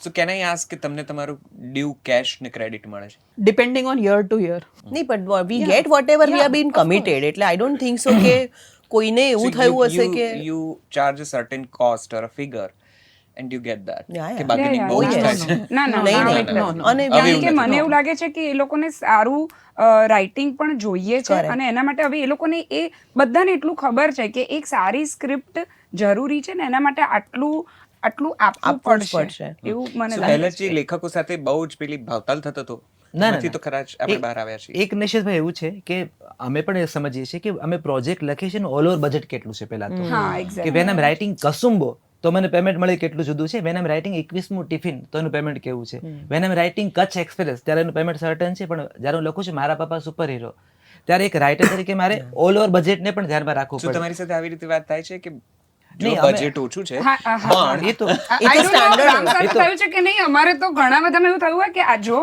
આપણું આટલું budget છે એટલે જ્યારે first meeting થાય એટલે અમને ખબર પડી જાય કે 25 ગુંડા નહીં 5 ગુંડા જ નાખવાના. અને એ ખબર પડી જાય. અનફોર્ચ્યુનેટલી અથવા તો એટલે I think according to the process writer is the only person કે જે પહેલું જ એનું કોન્ટ્રાક્ટ સાઇન થતો હશે, એટલે વી ઓલવેઝ ગેટ સેડ કે ભાઈ બજેટ ઓછું છે. લખનાર જ આપણે છીએ. Yes you were saying something. When I'm writing ત્યારે મને ઓલરેડી ખબર છે લખતી વખતે આનું બજેટ શું હશે. જ્યારે હું મને ખબર છે કે મેં કયો સીન લખ્યો છે, કઈ જગ્યાનો સીન લખ્યો છે, ત્યારે Exactly. લખાતી વખતે બજેટ ખબર પડે કે આનું બજેટ ઓછું છે. Correct. જ્યારે હું સ્ટોરી પીચ કરું છું, જ્યારે મને કહે છે મારા ડિરેક્ટર કે કોઈ નવી વાર્તા હોય તો આપ, જ્યારે હું વાર્તા આપું છું ત્યારે જ મને ખબર હોય કે મેરા બજેટ ઇતના હોગા ક્યોંકि મેરી કહાની કા ઇતના ही આસમાન है. Canvas આટલું છે. એટલા માટે પણ એ ડ્યુ ક્રેડિટ પણ મળે છે નૈશદભાઈ, અને પૈસા પણ મળે છે, એ અપ્રિસિએશન પણ મળે છે from maker and production house. I think આ વાત એટલી બધી સુંદર છે અને એટલી બધી બળપ્રેરક છે, એટલે ખૂબ ખૂબ ખૂબ અભિનંદન તમને જો આ બધું મળતું Yes, હોય તો. sir. અને આખી ઇન્ડસ્ટ્રી માટે આપણે આ બહુ વધાવી લેવા જેવી અને કદાચ પોંખવા જેવી વાત છે દેટ લેખકો ખુશ છે. લેખકો, હા, દરેકને પોતાની સમસ્યાઓ પ્રશ્નો તો છે જ, કોને નથી, પણ જે પહેલા 2-1 વર્ષ પહેલા આપણે જે ચર્ચાઓ કરી હતી એના કરતા તો ખાસા આગળ ના એટલે આવ્યા એ છે. લોકો કહે ને તો એટલી ખબર, હવે વિચારીએ ને તો પણ અમે એવું વિચારીએ છીએ કે આનો સ્ક્રીન પ્લે આવો લખીશું ને તો આનું જે આટલું બજેટ છે ને એમાં સમય જશે, એટલે વિચારો પણ અમારા બજેટ પ્રમાણે થોડા ફરતા થઈ હવે હવે અમને બીચ વેડિંગ કરવી હોય એના કરતા રિવર ફ્રન્ટ પર ઓકે, સારું. તો મારે હવે તમારી જે આ વર્ષની અદ્ભુત ફિલ્મો છે એના વિશે મારે થોડુંક જાણવું છે. કઈ રીતે અજબરાતની ગજબ વાત કન્સીવ થઈ અને કોન્સેપ્ચ્યુલાઇઝ થઈ અને પછી એક્ઝિક્યુટ થઈ, કે પછી ઐતિહાસિક ફિલ્મ કસુંબો હોય, Locha Laapsi, murder mystery plus commercial, બધું જ એમાં જે હોવું જોઈએ એક ટોટલ પેકેજ તરીકે, very poetic, the great Gujarati matrimony અને સુંદર વરસાદ, ને અમદાવાદમાં આટલો સારો વરસાદ પડે છે એવું અમે આ ફિલ્મ જોઈને જ જાણ્યું. બાકી અમને એમ થયું કે નકરા ખાબોચિયા ખાડા ત્રાસ થયો છે આ એટલે વરસાદ તો અમે પાડ્યો બી છે બહુ બધો. So we spoke to Preet also. અમે જ્યારે ડિરેક્ટર્સનો રાઉન્ડ ટેબલ કોન્વર્સેશન કરી ત્યારે એમાં વરસાદનો પણ ઉલ્લેખ થયો કે પછી નાસુર જેવી જરા જુદા પ્રકારની, જુદા તરહની વાત. કઈ રીતે આ ફિલ્મો તમે લોકોના વિચારમાં આવી, કઈ રીતે એનું પ્રાગટ્ય થયું, કેટલો સમય લીધો, જરા ટૂંકમાં પણ મારે જાણવું તો છે જ આ વર્ષની આ ફિલ્મો વિશે. અજબરાતની ગજબવાથી શરૂ કરીએ. અત્યારની રિસન્ટ છે, કરંટ છે અને ખાસી ચાલી રહી છે. અભિનંદન એના વિશે વાત કરો. Thank you so much. Okay, એટલે અજબરાતની ગજબરાત પહેલા તો બહુ જ સાચું કહું તો ખાલી 20 મિનિટની શોર્ટ ફિલ્મ હતી, અને પછી જ્યારે પ્રોડક્શન હાઉસ પાસે ગઈ દે લાઇક ડેટ, અને પછી અમે જે ઇનપુટ આપ્યા અને એમાં ડે 1 થી જ્યારે પહેલો આંકડો લખાયો ને કેરેક્ટર મનમાં હતું પ્રણાલીનું, એ ફિક્સ હતું કે આ આરોહી કરે ને તો જ દમ છે. એટલે જાણે આરોહી માટે જ લખાઈ હોય એ પ્રકારે લખાઈ, અને 100% ભવ્ય માટેનું પણ વિચારેલું જ હતું. એટલે જ્યારે ફિલ્મ આખી લખવાની જે પ્રોસેસ છે ને એમાં બી એ વિચારતા ગયા હતા કે આ વસ્તુ આ પરફોર્મ કરશે તો મજા આવશે, આટલું તો આ કરી જ લેશે. અને બહુ જ સુંદર આખી પ્રોસેસ રહી, દરેક કેરેક્ટરને. મૂળ વિચાર ક્યાંથી આવ્યો? કઈ રીતે આ એક રાતમાં 2 દુલ્હનો બદલાઈ જાય છે અને પછી જે ધમાલ થાય છે? અમે એકચ્યુઅલી ફ્રેન્કલી એક સિરીઝ કરી હતી જ્યાં અમે that was an episodes of Locha, okay, કે જ્યાં લોચા થાય છે. So that thought came from different lochas, and એમાં એક હતું કે બ્રાઇડ્સ બદલાય. અને જ્યારે અમે લખવા બેઠા ત્યારે ઓલમોસ્ટ પહેલાં લખ્યું, પછી એવું થયું કે ના, this can be a full fledged film. તો ત્યારે અમે એને, so this had never gone out as a episode only, nothing. તો એ ફિલ્મના રીતે જ ડેવલપ થઈ પછી, અને ત્યારે થયું કે ના, આને મજા મસ્તી કરી શકીએ અને એક જ રાતમાં કરીએ, કીપિંગ ઇન માઇન્ડ કે બધા પાસે બજેટ નથી હોતું, તો આપણે એક રાતમાં આને પૂરી કરીએ. પણ આવી કોઈ બે દુલ્હનો મળી હતી તમને જીવનમાં કે ક્યાં જે બદલાઈ ગઈ હોય, ના, જુદા એટલે જુદા હવે બની મંડપોમાં ગઈ. જતી રહી હોય? હવે બની ગઈ ને પણ કોઈ અનુભવ એવો કઈ ખરું કે જસ્ટ કલ્પના? ના, I think we I am had- sure ક્યાંક તો થયું જ હશે. વી હેડ રેડ ઇટ આવા આર્ટિકલ્સ આવતા Okay, હોય છે કે newspapers હા કે કે વગેરે. બદલાઈ ગયા કે એવું બધું હોય છે, તો ત્યારે જ આ અમે seed લોચા હતું. એકચ્યુઅલી અમે લોચા વિચારેલા કારણ કે અમે લોચા સિરીઝ કરવી જો કે એનો એક જુદો છેડો અત્યારે લાપતા લેડીઝ સુધી તો જાય જ છે. પણ એ જ્યારે એક લાપતા જુદું- લેડીઝ આવી ત્યારે અમને ટેન્શન થયેલું જ્યારે મેં ખાલી એનું ટીઝર જો અને અમારી અને બની ગઈ ઘૂંઘટ. અને ઘૂંઘટ એન્ડ ફિલ્મ વોઝ ડન એટલે અમને થયું કે જો આ સિમિલર પ્રકારની હશે કારણ કે ઘૂંઘટ હતી ને બે બ્રાઇડ હતી તો આવું થયું ને તો ખલાસ. કારણ કે એક તો ગુજરાતી ફિલ્મ પ્રોડ્યુસર બિચારા ઓલરેડી ક્યાંથી ને ક્યાંથી બધું લઈને આવ્યા હોય અને એમને દુખી કરવાના સાથે આપણે પણ આટલું સારું લઈને જઈ રહ્યા છે શું કરીશું ને પણ અલગ હતું એ પિક્ચરનું એક્સાઇટમેન્ટ આમિર ખાન કરતા અમને વધારે છે કે જલ્દી બતાવો કે શું છે આવી હાલત હતી અને એ જોઈને લાઈક રિલેક્સ કે ચલો આપણા જેવું કંઈ જ નથી, are this a complete really doing વેલ અને બહુ મજાની છે. તમે બેસો તો ઘણી રસપ્રદ લાગે. તમે બહાર નીકળો ત્યારે તમે એક સરસ ખુશનુમા ફિલિંગ સાથે નીકળ્યા હો. અને એનો પેલો જે એક આરોહી વાળો એક મોનોલોગ છે, જોઈ જ લીધી હશે બધાએ. એટલે હોસ્ટેલમાં એક મોનોલોગ જે હોસ્ટેલમાં જાય છે અને એના બોયફ્રેન્ડને કહે છે, એ ખાસો ચાલ્યો. હું એના વિશે આવું છું પાછું, એટલે તમે વિચારી રાખજો એ મોનોલોગ વિશે અને એ સંવાદો વિશે મારે ખાસ વાત કરવી છે. પણ હું અહીંયા આ બાજુ પણ જાઉં. ધ ગ્રેટ ગુજરાતી મેટ્રિમોની, જેમ મેં કીધું એ પ્રમાણે જુદી રીતનો વરસાદ, ચંપાનું ફૂલ, વચ્ચે વચ્ચે આવતી પોએટ્રી અને કવિતામય આખી ફિલ્મ. કવિતાને કે અમદાવાદને કે આ દ્રશ્યાવલીને આટલી બધી સુંદર રીતે નિરૂપણ તમે કઈ રીતે કરી શક્યા? કઈ કહાણી આ કેવી રીતે તમારા દિમાગમાં પ્રગટી? એટલે બહુ ઇન્ટરેસ્ટિંગ વાત છે. સ્ટોરી ક્યાંથી જન્મી એનો જવાબ હું પહેલાં આપીશ. જી. બિફોર 3 years એક ઘટના ઘટી મારી લાઈફમાં.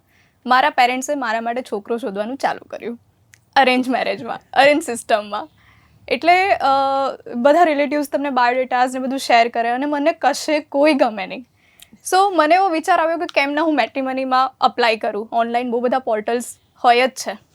અને ત્યારે અચાનક જ એ વિચાર પણ સાથે આવ્યો કે આવી કોઈ વાર્તા હોય જેમાં મેટ્રીમનીમાં કોઈ છોકરી કોઈ આર્ટિસ્ટ હોય, કોઈ ફિલ્મ જગતથી જોડાયેલી છોકરી હોય અને એ આવી રીતે અપ્લાય કરે અને એ જે એનો ઓનર હોય એને જ જો એની સાથે પ્રેમ થઈ જાય તો કેવું. આ એક થોટ હતો અને હવે 2024માં એ થોટ આખી એક વાર્તામાં પરિણમ્યો. સો આવી રીતે એનો જન્મ થયો. અને વાત રહી વરસાદની અને જે પોએટિક આનું અનુરૂપણ અમે કર્યું છે, એ એવી વાત છે કે હું પોએટ્રીઝથી પહેલેથી જ્યારે મેં લખવાનું શરૂ કર્યું ત્યારથી કવિતાઓથી જોડાયેલી છું. જ્યારે હું લખતી હોઉં છું, એ શોર્ટ સ્ટોરી હોય, શોર્ટ ફિલ્મ હોય કે પછી ફિલ્મની સ્ટોરી હોય, મારા માઇન્ડમાં એક મ્યુઝિક હંમેશા બનતું હોય છે. એ કોઈ બીજાનું મ્યુઝિક નથી હોતું, કોઈ ફિલ્મનું મ્યુઝિક નથી હોતું, એ મારું પોતાનું ક્રિએટ કરેલું મ્યુઝિક હોય છે. એટલે કોઈ પણ સીન ટુ સીન, દરેક સીન પોતાના અલગ એક મ્યુઝિક બનાવતું જતું હોય છે મારા મગજમાં. અને આઈ થોટ કે આને એક આખી મ્યુઝિકલ જર્ની બનાવી શકાય, એક પોએટિક જર્ની બનાવી શકાય, કેમ કે વાત મૂળે પ્રેમની છે અને પ્રેમ કવિતા વગર અધૂરો. એટલે આવી રીતે આખી વાર્તા બની. અને મજાની વાત એ છે કે કવિતાઓ સરસ રીતે અંદર એવી રીતે નિરૂપણ થઈ છે. પ્રીત તમારા સુધી આવ્યા હતા કે તમે પ્રીત સુધી ગયા હતા? એકચ્યુઅલમાં અમે બંને એકબીજા સુધી નહોતા પહોંચ્યા. ધ થિંગ વોઝ કે પ્રોડ્યુસરે પહેલાં મને અપ્રોચ કરેલું કે અમને આ ટાઈપની એક વાર્તા, જો તમારી પાસે ઓલરેડી કોઈ કોન્સેપ્ટ કે વાર્તા હોય તો તમે રજૂ કરો. એટલે મેં પીચ કરેલો આ કોન્સેપ્ટ ડિરેક્ટલી પ્રોડ્યુસર્સને. એન્ડ ધેન એ લોકોએ મને પૂછ્યું કે તમને શું લાગે છે આ વાર્તામાં કયા ડિરેક્ટર સાથે આપણે કામ કરવું જોઈએ અને કોણ આ વાર્તાને સારી રીતે પ્રેઝન્ટ કરી શકશે. એટલે પહેલું નામ મારું હતું પ્રીત. અને એનું કોઈ ખાસ કારણ? મેં વેનીલા આઈસ્ક્રીમ જોયેલી અને વેનીલા આઈસ્ક્રીમ જોયા પછી મને લાગ્યું કે મારે જે રીતે સંબંધોને પ્રસ્તુત કરવા છે ને આ ફિલ્મમાં, એ પ્રીત સૌથી સારી રીતે કરી શકશે. That's why. સો હવે આ જોડી નવું કંઈ લઈને આવી રહી છે? ના, હમણાં એવું કોઈ પ્લાનિંગ તો નથી. હવે તમે અમદાવાદનું બહુ સરસ સુંદર રીતે તડકો બતાવશો એવું કંઈ ખરું? એવું કંઈ જ પ્લાનિંગ નથી. વાર્તા જે માંગશે એ તો હું પીરસી દઈશ. કોઈ કે અમદાવાદનો તડકો બતાવવા જેવો છે. ખેર, હા, કાજલ, નાસુર ઘણો જુદું એક નાસુર વશ આ જરા આ જુદા લીગની ફિલ્મ છે, મારે તો કમ્પેર ન કરાય. નાસુર કે વશ બંને જુદી જુદી છે જ. પોતાની કહાણી જરા જુદી છે, જરા એનો એનો એનો આ પ્રકારનું ફિલ્મ મેકિંગ કે આ પ્રકારનો વિષય ગુજરાતી ફિલ્મોમાં બહુ ઓછો આવ્યો છે, અથવા તો આવ્યો જ નથી. વર્ષ પહેલાં આવી ગઈ એ એનો કદાચ પ્લસ પોઈન્ટ ગણો, બાકી આ પ્રકારની ચૂપ ગણો કે આગંતુક ગણો કે નાસુર, આ જોનર બહુ એક્સપ્લોર નથી થયો આપણે ત્યાં. એટલે હું તો મારી પહેલું પુસ્તક આવ્યું મેં પદાર્પણ કર્યું કે હું રાઇટર તરીકે let me at least face the people, કે મારી વાર્તાઓ છે અને મારે કહેવી છે અને એ લોકો કેવી રીતે એને રિસીવ કરે છે. ત્યારથી જ હું થોડી વગોવાઈ ગયેલી અને મને વાંધો નથી, કારણ કે just one more button down આવી 2017માં, ત્યારે મને બહુ જ બધા લોકો એવું કીધું કે તમારા એન્ડિંગ્સ હેપી એન્ડિંગ્સ નથી હોતા. તો આઈ સેડ કે fine, not every story has happy ending. અને બહુ જ છે સુંદર સ્વીટ વાતો મને બહુ જ ગમી. અજબ રાતની ગજબ વાત મને બહુ જ ગમી. ધ ગ્રેટ ગુજરાતી મેટ્રીમોની હું બહુ જ હસી લોચા લાપસી જોઈને, અને રામના કામને હું હંમેશા વખાણું છું. પણ ડાર્ક જે ઝોન છે, કે જે ગ્રે એરિયાઝ છે લાઈફના, બહુ જ બધા લોકો આ બધી વસ્તુઓથી પસાર થઈ રહ્યા છે. સો નાસુર કન્સીવ કરેલી મેં લગભગ 2014-15માં. એની વન લાઈન અથવા તો એનો વિષય મારા મનમાં હતો. આઈ મેટ સમબડી જેની એક આટલી મોટી ઓફિસ હોય અને એને ખૂણે ખૂણે પોતાના અલગ અલગ ઝોન બનાવેલા હોય. એક ખૂણે નાની સ્ટેન્ડિંગ પેન્ટ્રી છે, આ બાજુ પ્લે ઝોન છે, આ બાજુ કાઉચ મૂકેલો છે, આ બાજુ વર્ક સ્ટેશન છે, અને એની વચ્ચે એક કાઉચ જેવો છે બેડ. અને વેન યુ સી કે આટલી બધી જાહોજલાલીવાળી જગ્યામાં આ માણસ કેટલો ગ્લુમી છે, ને અંદર હી પ્રિટેન્ડેડ વેન આઈ મેટ હિમ કે બધું જ બરાબર છે. અને આઈ મેનેજ હિઝ ફિનાન્સીસ, સો આઈ નો કે પૈસે ટકે કશું જ તકલીફ નથી. પણ 40 વર્ષની ઉંમરે તમને એમ લાગે કે આ ધરાઈ ગયો છે. હવે if this is his last day, કાલે સવારે કાઉચ પર નહીં ઉઠે ને તો એને કોઈ મલાલ નહીં હોય, અને he is not enjoying what he has created. તો એ માણસ મારા મનમાં રહી ગયેલો, અને પછી એ સતત ક્યારેક ને ક્યારેક અંદરથી ઊભો થાય અને કયા કરે કે કશું કરો મારું. સો એમ કરતાં કરતાં નાસુર બની કે I never met that fellow again in my life. I had no guts. અમારી એનર્જી બહુ જુદી હતી. એટલે ભલે હું ડાર્ક લખતી હોઉં, પણ હું પોતે બહુ જ શાંત. ના એવું કંઈ, એ તો મારા ઘરવાળાને પૂછી શકો છો તમે કેટલી શાંત કહેશે.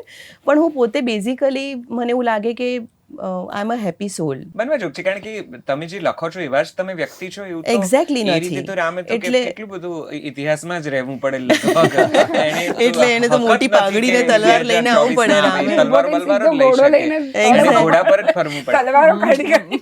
પણ આ વિષયો બહુ જુદા છે, બહુ સુંદર રીતે અને તમે- ફોર્ચ્યુનેટલી નૈશદભાઈ, I got very good producer. So Hitubai was always there in mind when you So when I narrated the story, it was only the producer and the director. We were discussing some other subject, and they said that કે યાર કશું આમ બધું હલાઈ નાખે લોકોને, એવું કરવું છે ને આમ તેમને. મેં તો યાર આવા બધા વિચારો આવે છે, પણ when it really comes to investing X amount into this kind of project, લોકો 5 પગલાંને બદલે 10 પગલાં પાછળ ખસી જતા હોય છે. And he said we really want to make something like that. So આ ફિલ્મ તમે જે રીતે વિચારો છો એ પ્રકારની ધારો કે સફળતા નથી મેળવતી, ત્યારે લેખક તરીકે શું ફીલ? બહુ જ ઓનેસ્ટલી મને જરાય દુઃખ નથી.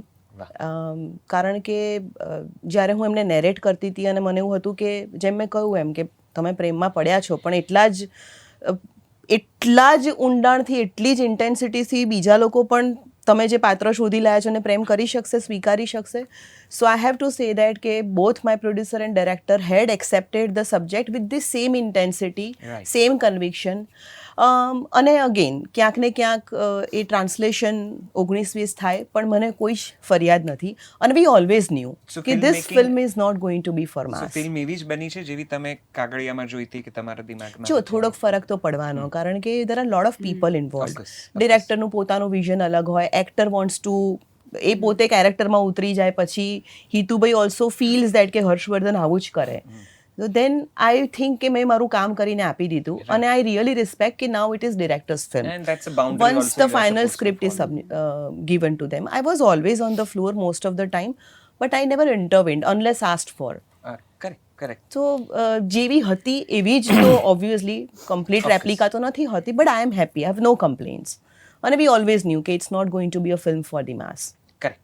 લોચા લાપસી? એટલે બેઝિકલી જ્યારે ફર્સ્ટ ફિલ્મ મેં લખી બાગડ બિલ્લા, તો એનું શૂટિંગ કરવા અમે લોકો વિરમગામ સાઈડ ગયા હતા.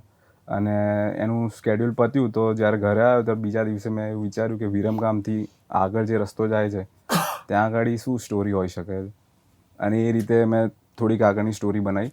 પછી મને થયું કે ઓકે આમાં બી ગાડી આવી ગઈ છે, બાગાડે બિલ્લામાં પણ ગાડી હતી, તો મેં કીધું કે કાર ટ્રિલોજી બનાવી દઈએ, 3 થ્રિલર, ત્રણેયમાં કાર પણ એક પાત્ર હોય. એટલે પહેલી બાગડ બિલ્લા, બીજી લોચા લાપસી અને ત્રીજી જે નેક્સ્ટ યર આવશે એનું નામ સરપ્રાઈઝ છે. તો ત્રણેયમાં નાટક એટલે ફિલ્મનું નામ સરપ્રાઈઝ છે કે ફિલ્મ સરપ્રાઈઝ? અચ્છા, I thought કે એનું નામ surprise ફિલ્મનું છે. નામ સરપ્રાઈઝ છે. અચ્છા, okay. એટલે કાર ટ્રિલોજી છે. તો એ પ્રમાણે વિરમગામથી આગળ શું સ્ટોરી હોઈ શકે એ રીતની એક સ્ટોરી વિચારી અને પછી એ લોચા લાપસી બની એમ. અને એમાં મેં ખાસ વાત એ ધ્યાન રાખી હતી, બાગડ બિલ્લા રાતની વાત હતી, આ દિવસની છે. પછી તો આમાં દિવસનું કરીએ. અને બાગડ બિલ્લામાં અમુક પોર્શન હતો જે બીજા બધા દિવસોનો હતો, પછી એ રાત સ્ટાર્ટ થતી હતી. તો લોચા લાપસી વખતે મેં એવું ટ્રાય કર્યો કે આ જ દિવસમાં જ રહેવું જોઈએ. એટલે કોઈક વાર એવું થયું કે ફ્લેશબેકની જરૂર છે તો બીજા કોઈ દિવસમાં, પણ મેં કીધું ના, ગમે તે કરી આમાં જ રહીએ. એટલે કપડાં બી ચેન્જ ના થવા પડે અને દિવસ પણ ના બદલાવો પણ મૌલિન, આ બધી વાતો જ્યારે તમે કહો છો ત્યારે અમને સમજાય છે કે આ એક પ્રકારની ટ્રિલોજીમાં થતું મેકિંગ છે, હા. અથવા તો એ રીતે આવતી ફિલ્મો છે. આ ટ્રાન્સલેટ થયું ઓડિયન્સ સુધી? આ વાત પહોંચી તમને? મે બી પહેલી લોકોને આ ફિલ્મ, વાતની ખબર છે ખરી? એટલે પહેલી ફિલ્મ એટલી કદાચ નથી જોવાઈ, પણ લોચા લાપસી થોડીક વધારે માત્રામાં જોવાઈ છે, અને બીકોઝ ઓફ મલ્હાર ઠાકર બી. તો અમે કીધું પણ હતું કે કાર ટ્રિલોજી છે. હવે ત્રીજી ફિલ્મ આવી રહી છે તો કહી રહ્યા છે કે કાર ટ્રિલોજી છે. એટલે આગળની બે જોઈ આવો પછી આ જુઓ, એવું? એ પણ તમે ગણી શકો છો. ચાલો, ટ્રિલોજીનો કોઈ પ્રયોગ ગુજરાતી ભાષામાં થઈ રહ્યો છે, એ પણ એક બહુ જ જાણીને આનંદ થાય એવી એક ઘટના તો ચોક્કસથી છે. અને ઐતિહાસિક આખી વાર્તા, the great film success of the year કસુંબો, ખાસ્સી ગાજી, ખાસ્સા લોકોએ જોઈ, પોકેટ્સમાં ખૂબ પહોંચી, કચ્છ કાઠિયાવાડે ઉપાડી લીધી, ત્યાંનું પોતાનું એક પોત ને એ ડિઝાઇન ને તમે ખૂબ સુંદર લખી. શું પાત્રો, શું સંવાદો, સુંદર મજાનો અંત, અને મૂળે તો એ કથા જે બિલકુલ. જાણવી જણાવવી બેવ જરૂરી બિલકુલ, હતી, બિલકુલ. અને તમે આબાદ કરી શક્યા. So thank you. સૌથી પહેલાં નિશિતભાઈ, એ ન આવી હોત જો કોરોના આવ્યો હોત. કોરોના તો પહેલાં આવ્યો હોત 2021માં, પણ કોરોનાના કારણે વિજય મૂળ આ નવલકથા વિમલકુમાર ધામીની વાંચી થઈને અમર બલિદાન, અને એણે કીધું કે આપણે અહીંયા જો ડ્યુ ક્રેડિટની વાત બહુ ઇન્ટરેસ્ટિંગ હું જોડું આમાં, કે વિમલકુમાર ધામીની નવલકથા અમર બલિદાન વિજયે વાંચી, અને વિજય મને કીધું કે એક નોવેલ વાંચી છે, આપણે એનું એડેપ્ટેશન કરવાનું છે, બિકોઝ ઇટ્સ નોવેલ છે ને, બહુ જૂના સમયની લખાયેલી કથા છે, તું એકવાર વાંચી લે. મેં નોવેલ વાંચી, મને કે આપણે આના પરથી ફિલ્મ કરવી છે. પછી કોરોના આવ્યો અને સરકારના પેલા નિયમો કે 35 જણા સેટ ઉપર રહી શકે, એટલે વિજય કીધું આ તો શક્ય જ નથી. અને પછી એના અભાવે અમારે 21મું ટિફિન આવી, અને પાછા એ અમે લોકડાઉનમાં શૂટ કરી.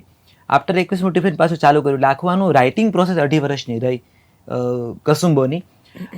જ્યારે આખી એડેપ્ટેડ થઈ ગઈ ને સ્ક્રિપ્ટ, ત્યારે અમારા ઈપીથી માંડી બધાએ જોયું કે 70% વાર્તા એડ થઈ છે, જે ઐતિહાસિક તથ્યો સાથે જ. એવું નહીં કે અમે મારું ઘરનું ફિક્શન નાખ્યું છે.